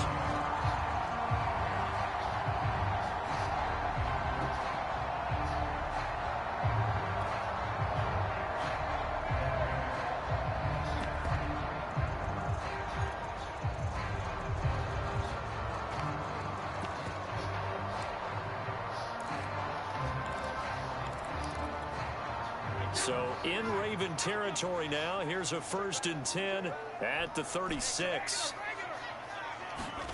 Shotgun now for Brady. And he gets this one inside the 15, just a yard or two shy of the 10. My goodness, they've come out locked in on this drive. Play calling, execution, they are fully in sync. 3 straight passes, 3 first downs. They're moving the ball downfield almost at will. This defense really struggling to find answers. Now a 1st and 10 at the 11.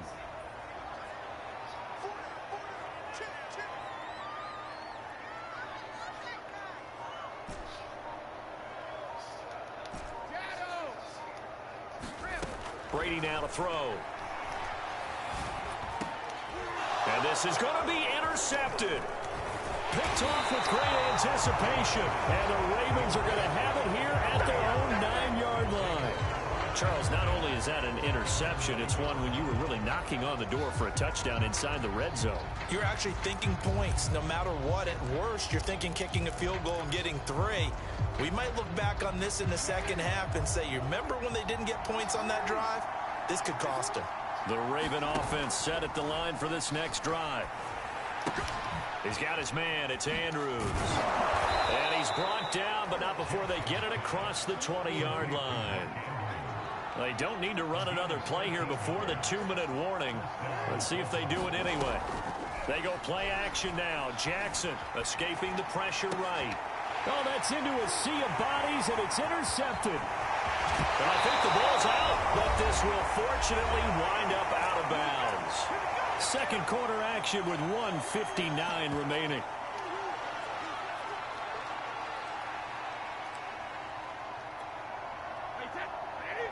Coming up at halftime in a little less than 2 minutes, we'll send you to Orlando where Jonathan Coachman is standing by. He'll have highlights and analysis of this first half. Brady's throw taken in by Evans here. And brought down, but not before they get it inside the 10 to the 7. And remember, this drive started off following the turnover, and they've taken no time working their way down the short field. A nice connection there, and now they're looking at a 1st and goal. They'll try and run for it with Fournette. And he'll be stopped just outside the 5 at the 6. Now the Ravens going to use one of their timeouts as they'll talk things over prior to this upcoming 2nd down play.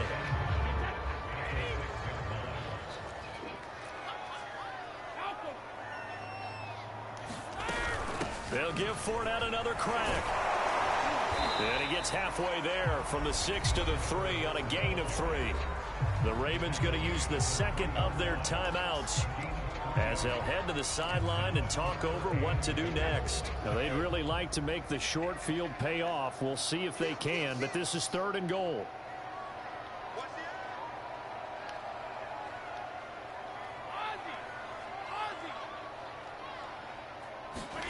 Now Brady bounces forward on the jet sweep, and he gets halfway there down to the 1-yard line. Ravens going to use their 3rd and final timeout as they'll head to the sideline and talk over what to do next. The offense is staying out there. Here we go on 4th and goal from the 1. They hand off to their big tight end. Appreciate it, bro. Take it into the end zone. Touchdown, Tampa Bay. O.J. Howard punching it in from a yard away. And the Buccaneers have once again taken the lead.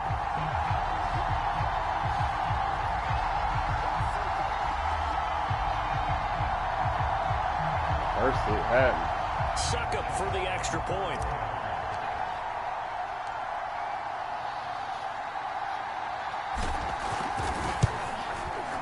And the lead is now 2.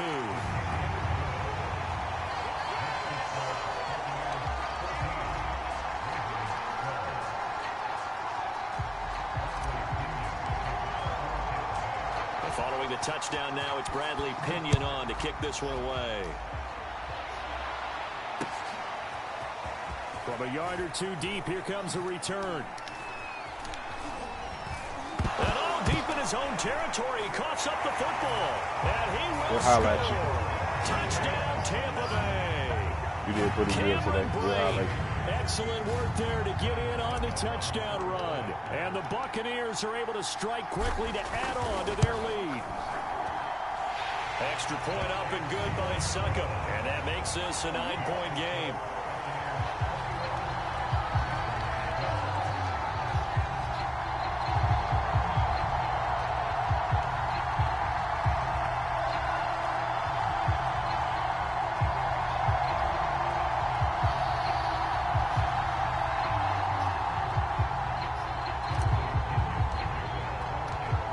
Here's the kickoff now as he'll get it again following that fumble return for a score. This will be brought out from the middle of the end zone. And tackled at the 21-yard line, so a net negative there of 4 yards.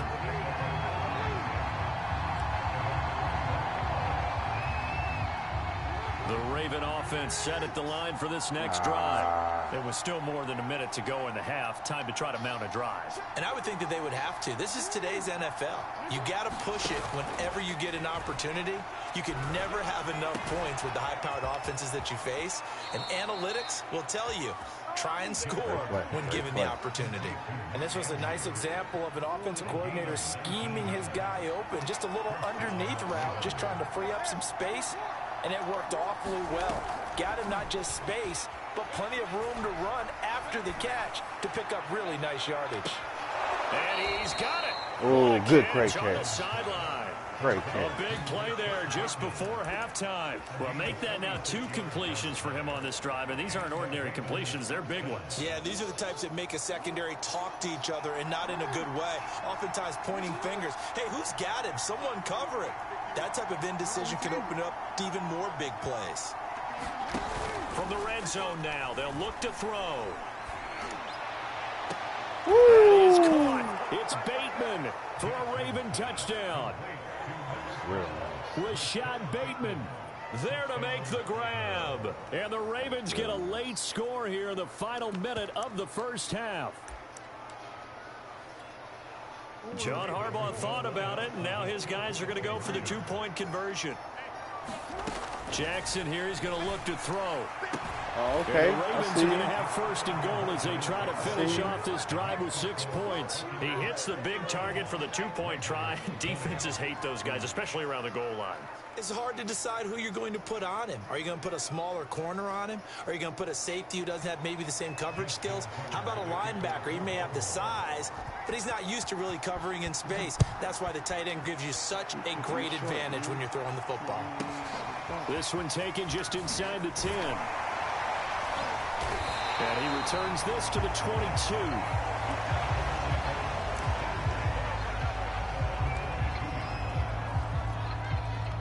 The Bucs offense set to begin their next possession. And with a 1-point lead, you'd have to think they'll be looking just to get this to halftime.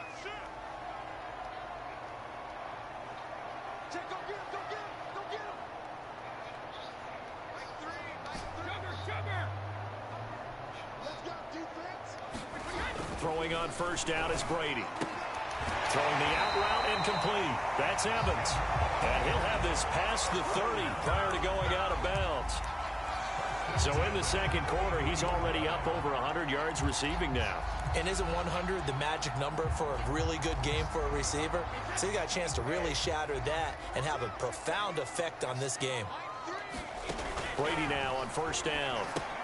He'll set up the screen to Fournette. They'll contain him to just 4. Second down.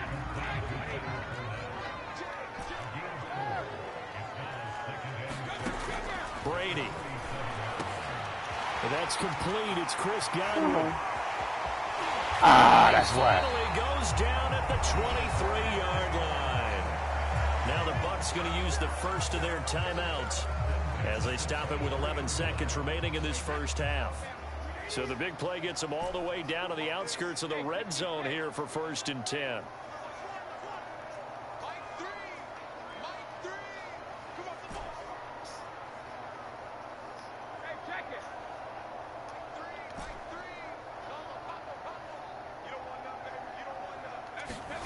Here's Brady to throw. He's going to let it go deep for the end zone. And that is incomplete. Well, their first 2 drives yielded touchdowns, so there's no reason for them to feel like they have to pull back on the reins. They pushed it downfield, looking for another one right there. Didn't get it, but we know they're going to continue to be bold. So on second down, the field goal unit is on here as they try to get 3 before half. This a 40-yard attempt from the left hash. Succop's kick is good.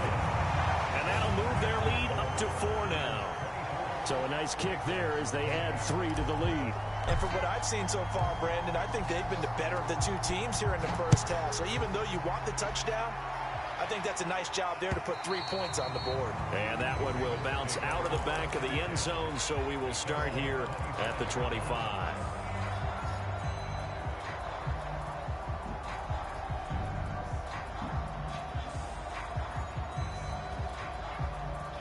The Raven offense set at the line for this next drive. And they'll have time for one play. There's 2 seconds on the clock.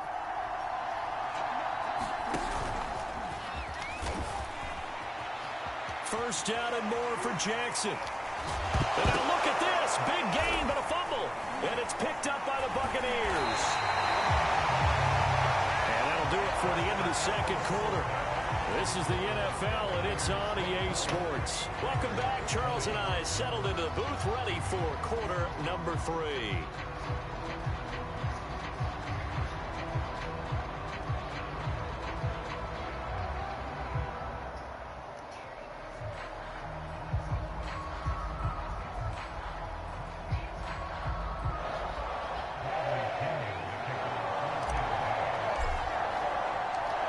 It's been a shootout so far. We'll see which defense can make the adjustments as we get back underway in the second half. From a couple yards deep, he'll bring it out of the end zone. And ultimately, he stopped right where he would have been if he had simply gone down to a knee at the 25.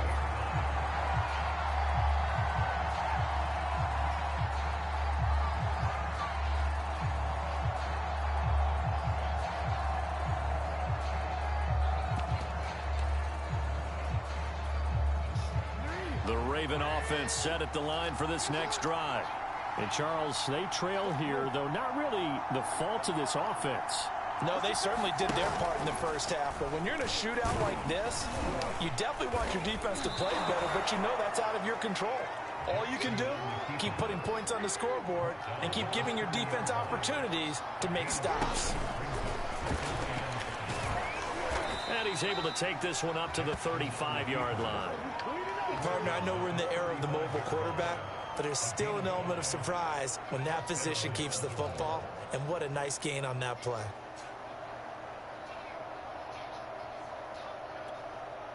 Ball up to the 35 now as they come up on 1st and 10.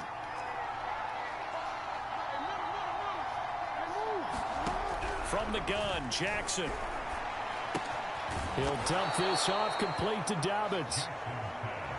Ball at the 40 here for 2nd and 5. Jackson. A 50-50 ball here, and it's intercepted. Picked up by Sean Murphy-Bunting. And they'll set up shop right near midfield at the 49-yard line. I'm not sure, Brandon, we've seen a sloppier played game this year for a team on offense. Turn it over 4 times and expect to win? No chance whatsoever. And look, I have no idea what the ratio is about turning over 4 times and how that correlates to winning or losing, but I'll guarantee you, it's not very good.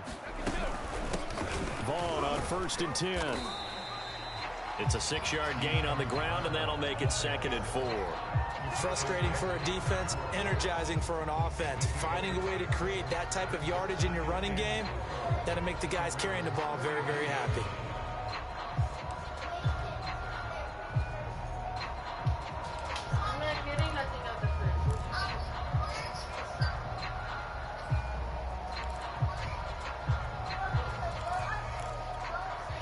Four yards remain for 2nd down.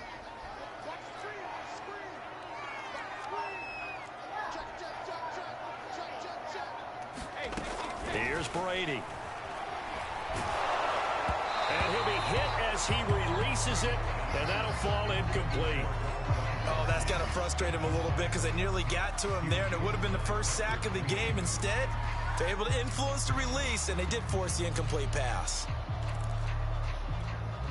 Now they face a 3rd down and 4 after that incompletion on 2nd down. Now Brady. And he's able to find Miller.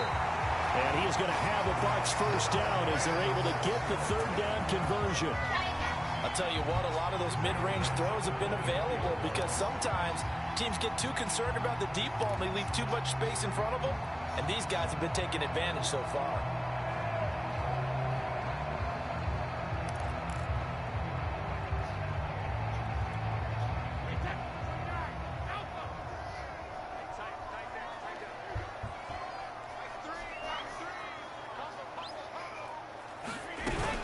They'll run on first down.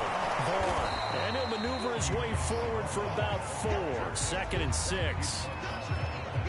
Brandon, all things considered, they have to feel pretty good about getting that type of a gain, considering the blitz that they just had against them.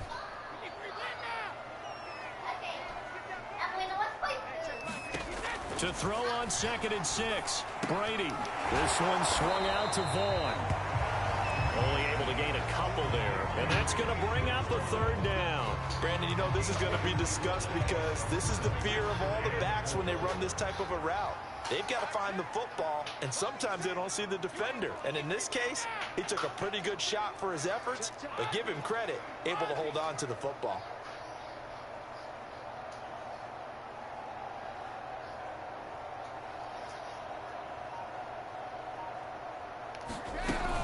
On 3rd down, Fournette. And they'll lose yardage here. Knocked back to the 19-yard line.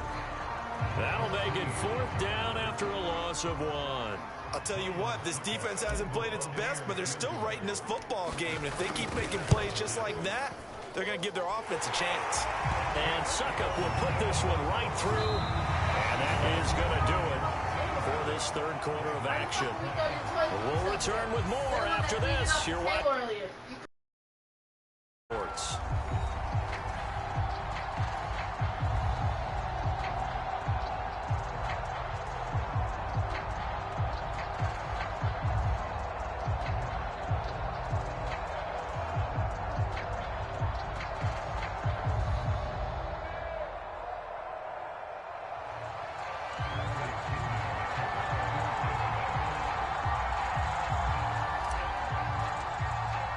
The punter Pinion now to kick this one away.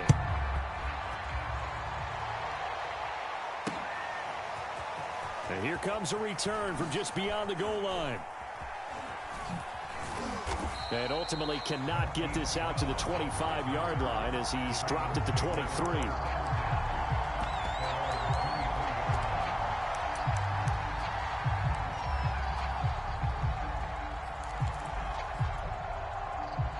The Raven offense set at the line for this next drive. And that last turnover could have proven more costly, but their defense only gave up 3. But now answering with a field goal doesn't do them much on this drive. They need to try and find the end zone. And he sneaks his way forward only for a couple here. 2nd down. The last run got a couple. Here's 2nd and 8. They go play action with Jackson. And he's got his receiver. That's Sammy Watkins. And they get him down, but not before he takes it across the 40-yard line.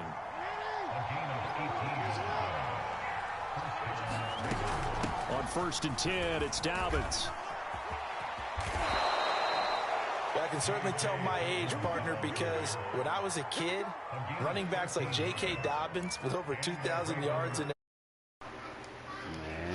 early in the draft. Instead, he somehow lasted until the 2nd round. But how great is it to get a guy with that ability who can run it inside, run to the perimeter, and catch the football in the backfield? Be able to get him in the 2nd round, that's what I call a steal. And he'll work this forward for about 3. It's 2nd down. 3 yards on that last carry. Here's 2nd and 7. Jackson from the shotgun. He'll check this down to Dobbins out of the backfield. 4th quarter, down to the final 2 minutes, and we've got a 1-score game. So it's Raven football here as we welcome you back. They face a critical 3rd down now, needing a score here in the late going. And that'll be caught by the big tight end, Andrews. The completion there winds up a wash, and it'll bring up 4th down.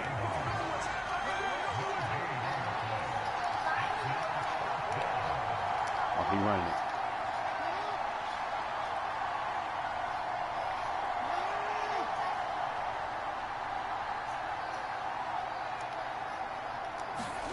Here we go. It's Jackson on 4th down. Oh, you messed up. Eluding the pressure right. Open man is Duvernay. And they're able to get this one past the 30 down to the 25. Okay, there's 3 timeouts left, right? Think you got to use one here, don't you? No doubt about it. I'd use one right here. The drive continues as they search for a tying touchdown. Here's 1st and 10. Jackson to throw. Oh, that's a fumble. And he slides and covers up at the end as he's going to be able to pick up decent yardage.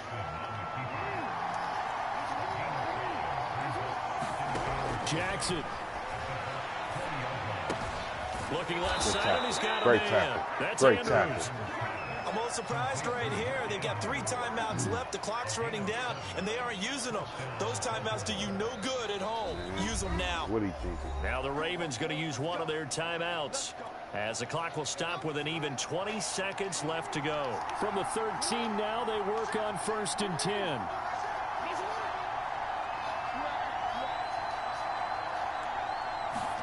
Throwing, Jackson.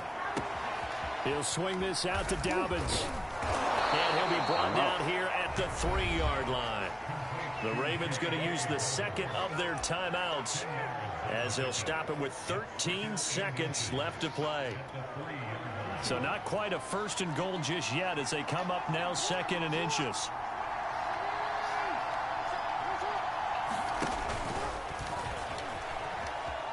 And he is across and in for the score.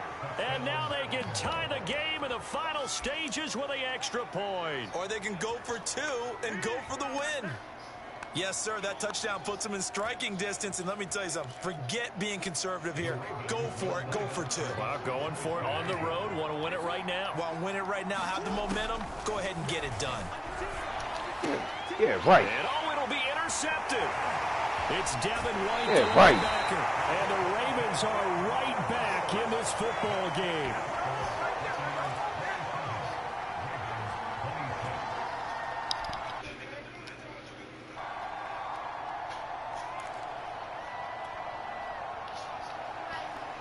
Good game, my boy.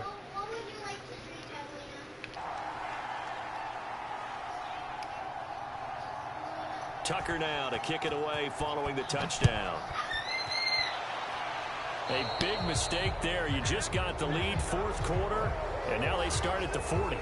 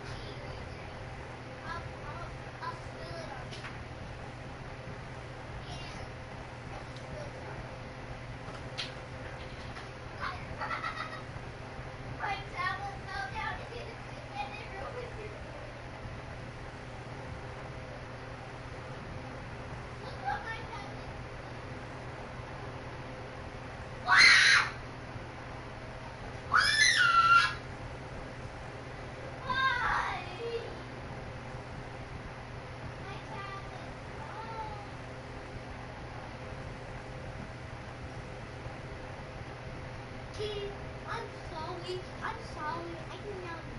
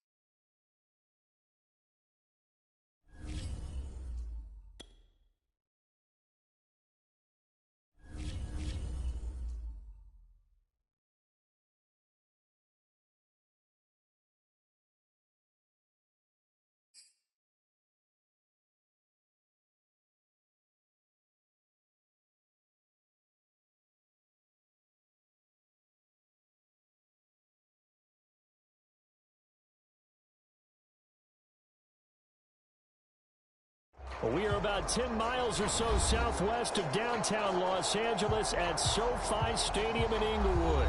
Coming up, we've got a good matchup on tap between the Chicago Bears and the Los Angeles Chargers.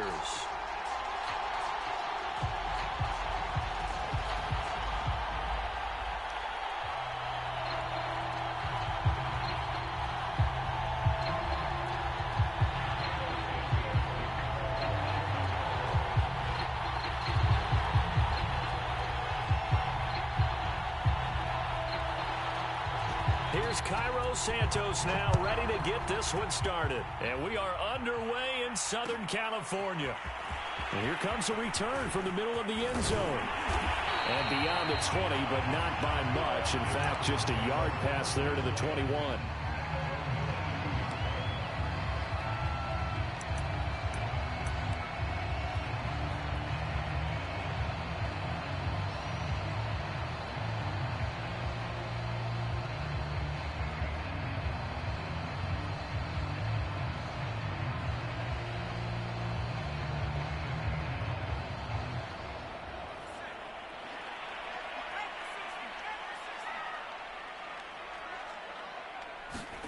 On first down, it's Herbert. And this will be a dump off for Kelly. The game's first play produces 6 yards. Brings up second down. I like it, I like it, I like it. Get everyone involved in the passing game. And you know you can create those great mismatches throwing it to your guys out of the backfield. And on the first drive, that can also help establish some rhythm, right? I think so. And gets everyone involved. They feel like they're part of it and really gets them amped up as they go forward.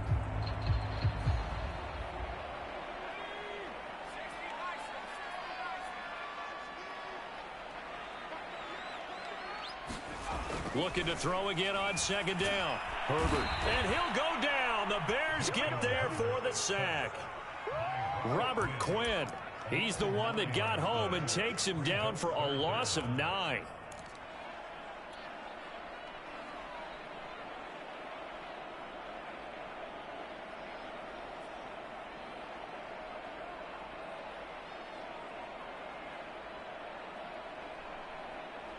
And this opening drive not going to plan. This is now 3rd and 13.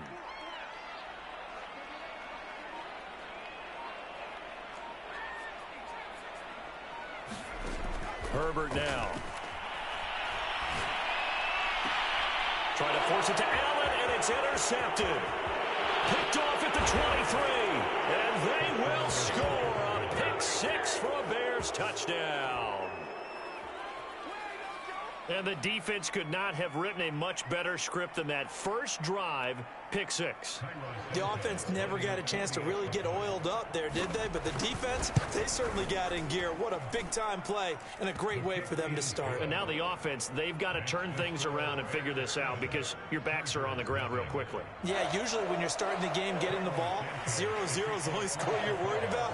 Now the second time you get it, you're already down a touchdown. And a fair catch signaled for and taken successfully.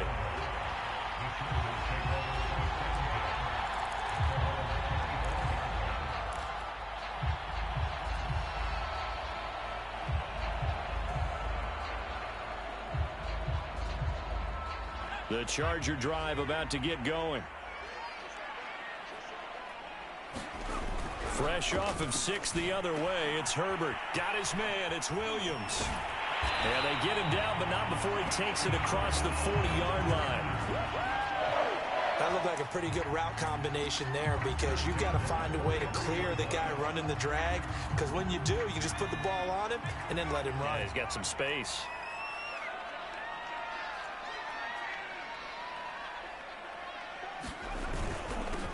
They'll run for the first time with Austin Eckler. And he is met quickly in the backfield. Down he goes, folded like a lawn chair. He'll lose a yard there, and it's 2nd and 11.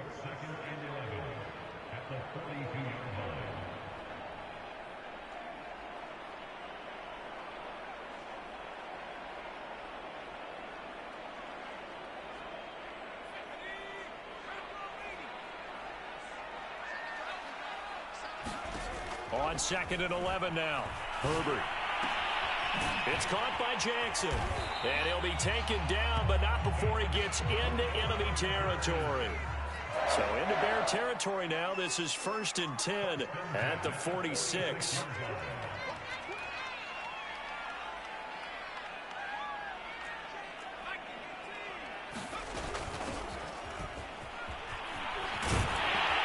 The lane opens up that time as he'll be brought down just short of a first after a gain of about 9. On 2nd and 1, Herbert.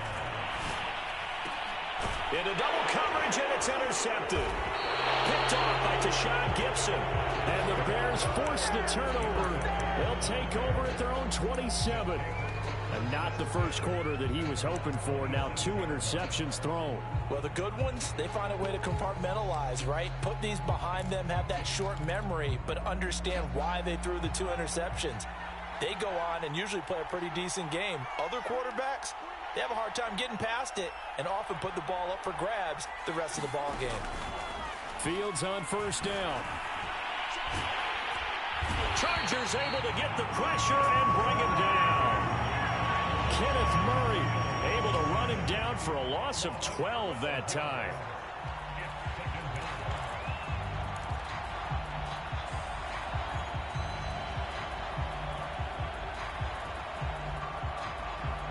A lot of ground to cover. 2nd and 22.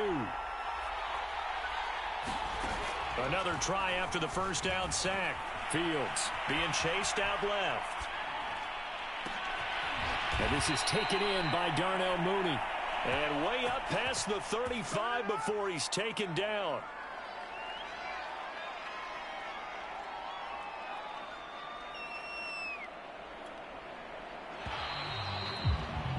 After one, 7-0 on EA Sports.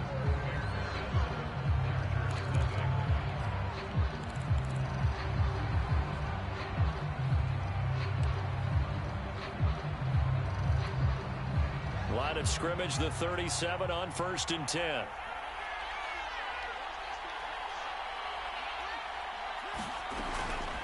Here's the first carry for Tariq Cohen. And a 6-yard gain gets him right around the 43. Now, Brandon, that's the way you want to run the football. There should almost be quote bubbles above the offense right now. Bam, boom, biff. That's how they feel good about moving the football.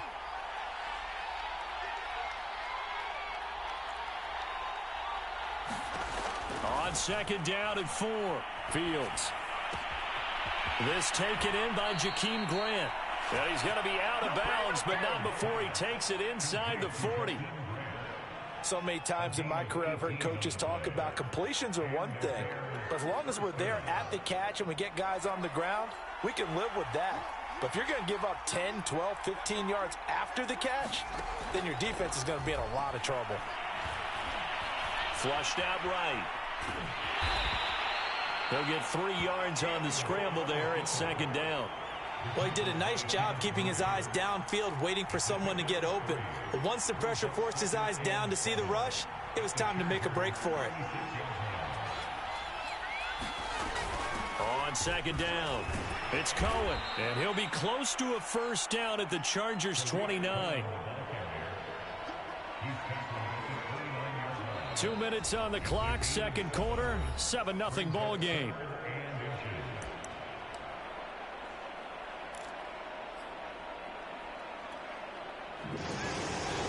We remind you in just a couple of minutes we'll get you to Orlando and our good friend Jonathan Coachman. Coach will run through some of the numbers and the next-gen stats from this first half of football so far. And he will have the Bears 1st down, and he'll have it by plenty as they're able to keep the drive alive on 3rd and inches.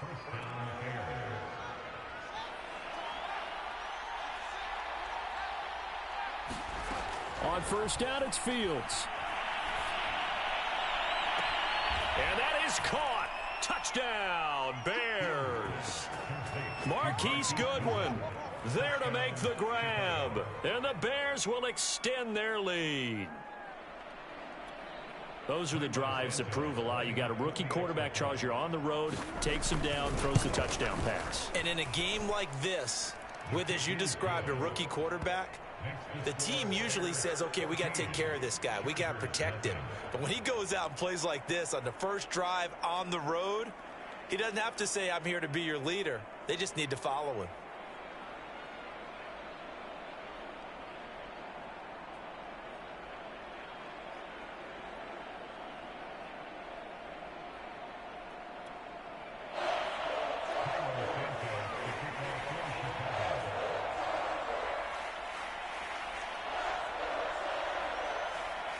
Now after the touchdown, here's Santos to kick this one away.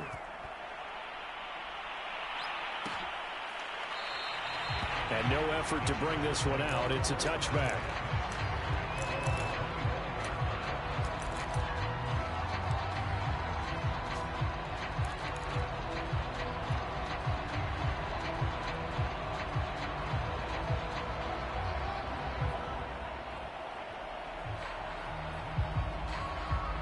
The Charger drive about to get going. To this point, the results have not been good. 2 possessions, 2 turnovers. And that's obviously something that can't continue, but to go a little bit deeper on that one, I would think about some play calls now, not even necessarily to my best player, but to someone I can trust with the ball. Try and get things settled down a little bit. And he's upended after a gain of 2 out to the 27. From the 27, Herbert. And it's hauled in by Jared Cook. The Chargers going to signal for the first of their timeouts as they get the stoppage with a little over 50 seconds to go in the first half.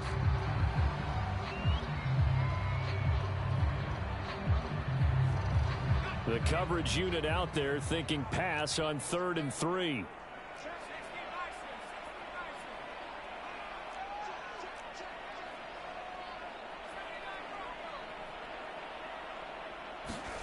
Here's Herbert. Herbert has it knocked free. Offensively lucky they're able to keep the football, but now 4th down, so they'll have to boot it away. I do think, though, they're going to look at this as a positive. 1, they recovered the fumble, so they retained possession. But 2, being able to punt it changes field position for them. Imagine if that turnover takes place there. Now your defense has to go onto the field and try and hold. Instead, they get a little breathing room. And this one goes angling out of bounds, and it will be spotted inside the 30-yard line.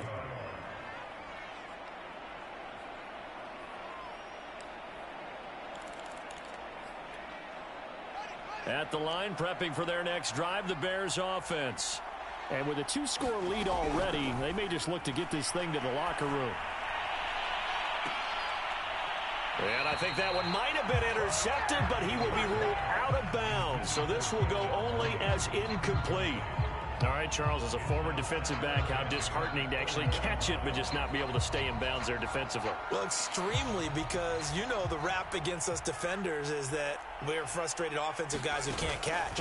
And he caught it, just couldn't get his feet down in bounds. It's that second part that finished off the play for him. And that's incomplete. Clock stops with 10 seconds left. They have to like what they've done defensively here at the outset of this drive. They forced a couple of incomplete passes, bring up a 3rd and 10. Don't be surprised to bring a little pressure on this snap.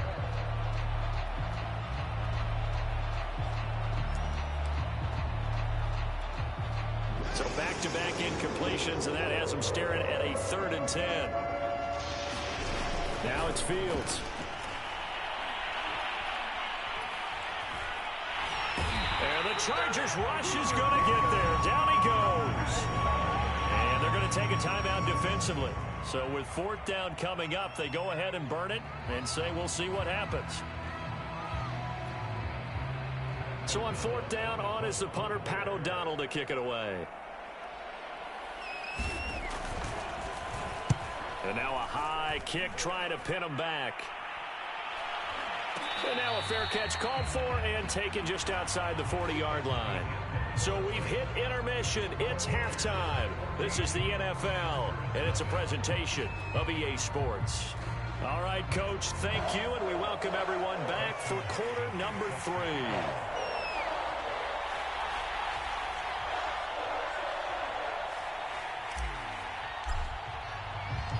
Set to resume. Here we go with the second half. The Bears holding the lead and ready to receive the kick. And here's Jakeem Grant from his end zone.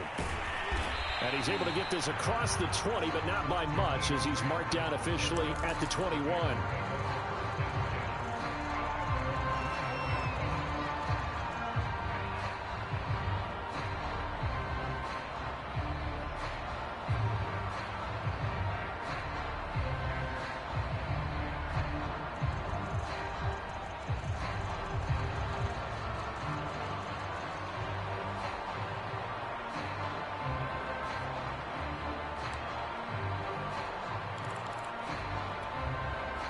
The Bears offense ready to go for their next drive. And they've got the lead. CD, what do you think the message was at halftime? I don't think the message was too drastic, I think, at the half, or that they need to change things too much.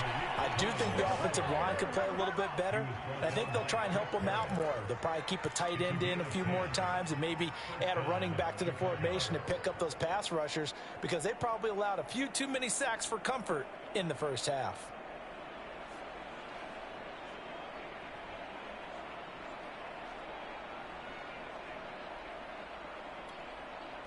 Line of scrimmage, the 31 now on 1st and 10. Back to throw, Fields. He'll get that complete to his tight end, Cole Kmet. Oh, breaks a tackle, and he's got an alley. And all the way down to the 29.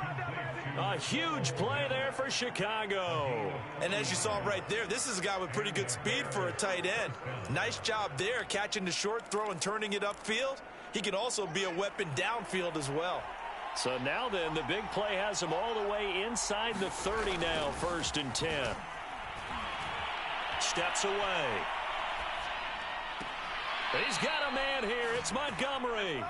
And he will reach the 5-yard line before going out of bounds. Boy, how about the speed with which this offense can get down the field? It's taken them no time at all to get down here. And now they're set up with a 1st and goal. They'll try and run for it on 1st and goal.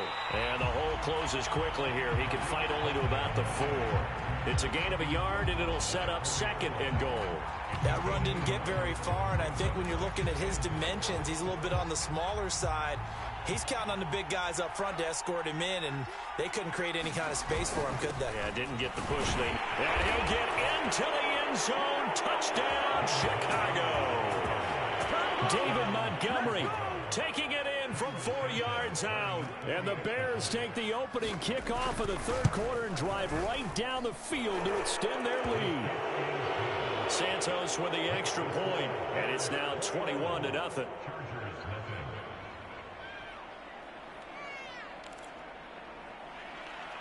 Now the offense going to use the first of their timeouts. That'll leave them with 2 remaining. We'll be back after this.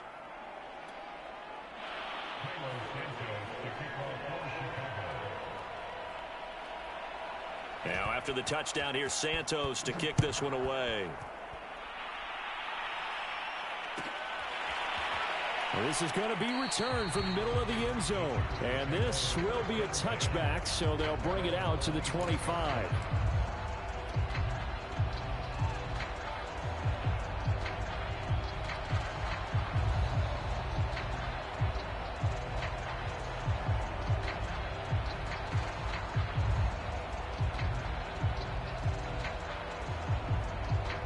The Charger drive about to get going. And here we are almost through 3 quarters of play, and this passing game still has not really found any kind of rhythm. Put it mildly, because they're not even over 100 yards yet. And in today's NFL, where it's a pass-first league, that is quite surprising. Not many teams patient enough to stick with the run. Everybody wants to advance the ball through the air. They've got to get their timing back. So the big play changes the complexion of things. Here's 1st and 10 just outside the 30. Now it's Herbert. Going back to Allen, he's got him again. And he'll go out of bounds inside the 15-yard line. Well, look what we have here, a sustained drive, and that was certainly AWOL in the first half. They really struggled to try and move the football. But right now, they certainly seem to have the formula working. Let's see if they can keep it up. Herbert operating from the red zone. And this one caught along the sideline, but they say already out of bounds. Now the throw didn't give him a chance to turn it upfield, and that brings up 2nd down. Here's 2nd and 10.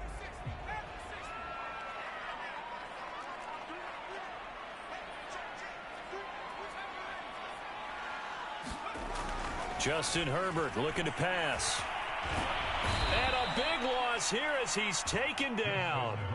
It's Khalil Mack that time, shooting in there to get him to the ground.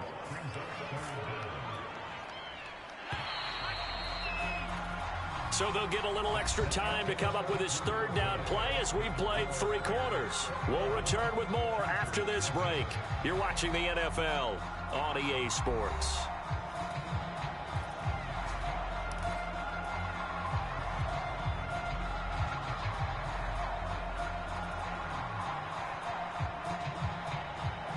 And some secondary help here for the defense in the nickel on 3rd and long.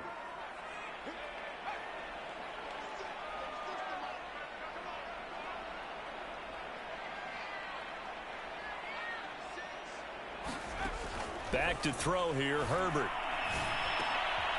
And for a 3rd time tonight, he's intercepted. Picked off by Tashawn Gibson. And the Bears are going to get the football here at their own 40-yard line. Well, offensively, Charles, hard to put a silver lining on this one. No secret that they had to take chances with a score where it is, and it leads to a turnover. I love how you paint the picture, partner, because you're exactly right about that one.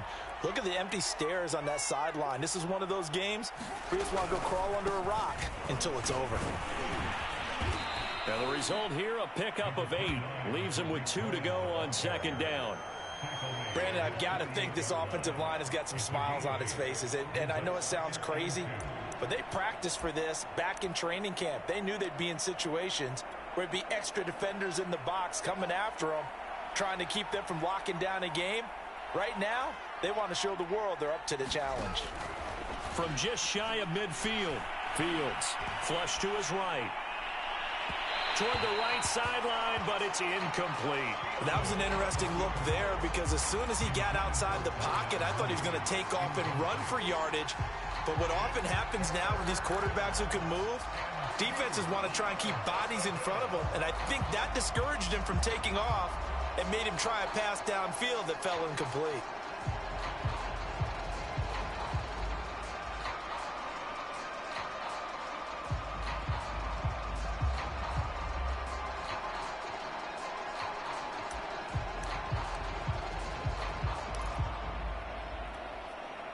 A couple extra tight ends in the formation here as they line up 3rd and 2.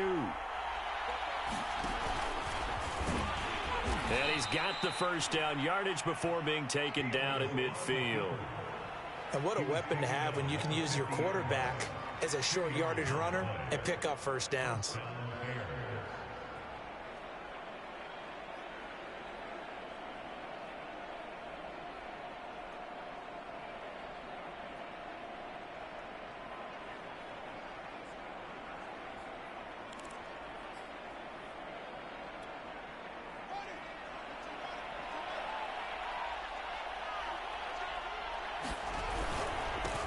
They'll run with a backup. This is Williams. And he'll take it down shy of the 45 at the 46. It's a pickup of 4, and it'll bring up 2nd down. I feel like I could see what he was thinking on that carry. He wanted to follow that big tackle through the hole. Ended up only getting 4 yards on the carry. I think he had designs on that one being bigger. Just 2 minutes remaining here in the 4th quarter of what has been a one-sided affair.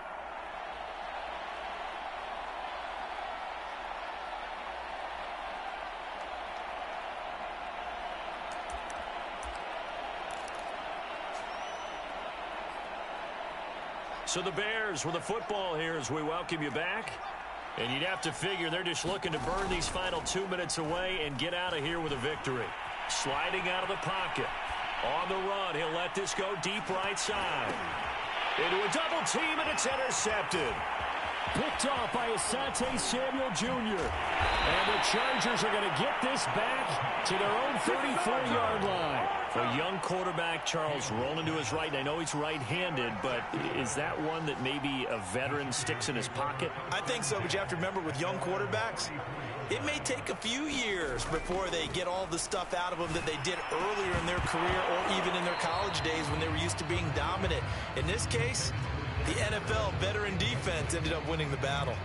That incompletion is not a surprise with the way that this one has gone, and the frustration, the body language is evident everywhere. This team, they've really been put through the ringer in this one. This pass finds its way to Williams, and he'll be taken down, but not before he works it past the 50. Now Herbert with it, looking to pass. And this is caught by Williams. And all the way in for a Charger touchdown. Mike Williams, 49 yards. And the Chargers are finally on the board here in the fourth quarter. And that touchdown puts us in a position to have a discussion, doesn't it? Now it'll be a two-score game after the conversion. Yeah, I mean, there's no doubt with a two-score game they're going to have to onside kick it. We'll just see if they've got a miracle up their sleeve. And you wonder what onside kicks they're going to use and in what sequence if they hope to have a chance to win this game. Extra point good by Hopkins. And the lead will be cut down to 14.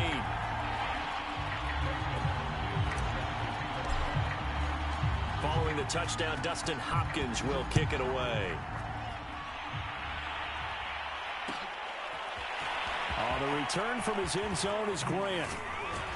And that decision to bring it out ends up not being a good one. Costs him about 5 yards as he's tackled at the 20.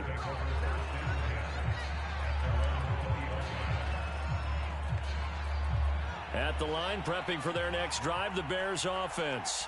And a few kneel downs should just about do it. Now, defensively, they do have all 3 timeouts, but very little reason to use them at this point. Looking for more there on first down, but this throw downfield, incomplete. One thing I know from experience is that when the deep ball is thrown and you're the defender, you've got to fight that little bit of panic that emerges. You've got to play the ball really well. It's a 50-50 jump ball play. And guess what? They took a shot. How are you going to win it? And in this case, they managed to get it done. The Chargers going to signal for the first of their timeouts, as the clock will stop with 1:06 left to go in the game.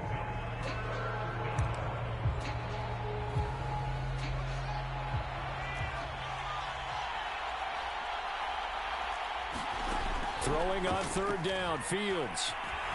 Escaping the pressure right.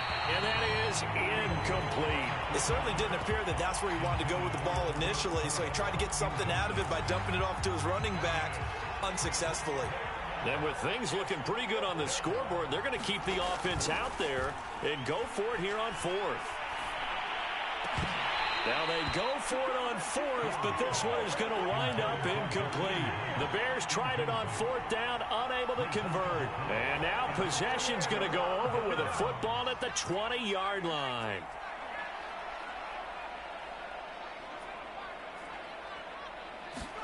Herbert going to throw.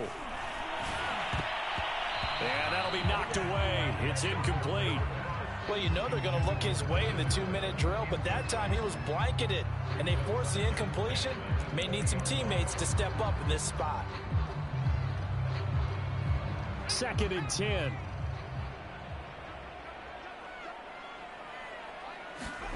Throwing, Herbert. Williams brings it in. And the Chargers are going to have a 1st and goal coming up as the tackle made at the 3-yard line. Trying to punch it in with Eckler. And he takes this one into the end zone. And all of a sudden, here in the final minute, things get a little bit tighter. On is Hopkins now for the extra point. It's up and good. This becomes a 21-14 ball game now. So still a small chance here with a little over 30 seconds to go, but they're definitely going to need this one to bounce their way. Now the Bears going to use the 2nd of their timeouts. That'll leave them with just 1 remaining in this 4th quarter of play. And this is going to be recovered by the hands team. And that should just about put a capper on this one. Now, 4th quarter, they felt like they needed the football back. Unfortunately, they couldn't get it. And I know we brought analytics into the game, and someone has said here that the data says that when a team's expecting an onside kick, 80% of the time, the team expecting it, they do actually recover the ball, which is what we saw here. I just wonder if that number is much more of a anecdotal type of a number. Kind of like when the coaches tell us, well, when you score on special teams, 93% of the time you win the game. I'm still waiting to see that number is empirical. The win for the Bears just around the corner. They go down to a knee. Chargers going to use their 3rd and final timeout as the clock will stop with just under 30 seconds left to go. So time to start going in the other direction as they come up now 3rd and long. And they take a knee. Well, taking that knee, maybe just a sigh of relief. They withstood a big fourth-quarter comeback. Able to hold on, though. Certainly looked like they had things going their way, didn't it? In the fourth quarter, they had to just hold on. As you said, furious assault on them, but they were able to get it done, take a knee, and head to the locker room with a win.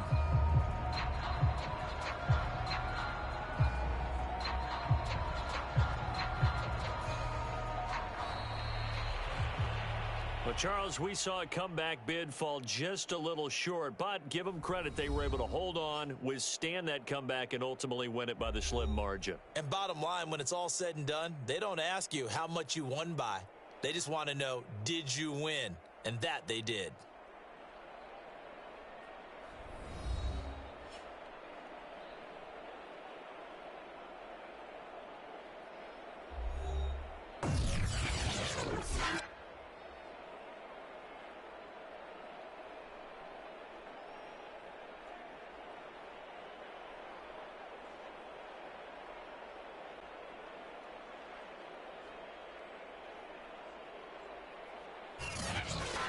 That'll do it for us. For Charles Davis and all our hardworking crew, I'm Brandon Gaudin. You've been watching the NFL on EA Sports. For more, find us on Twitter at EA Madden NFL.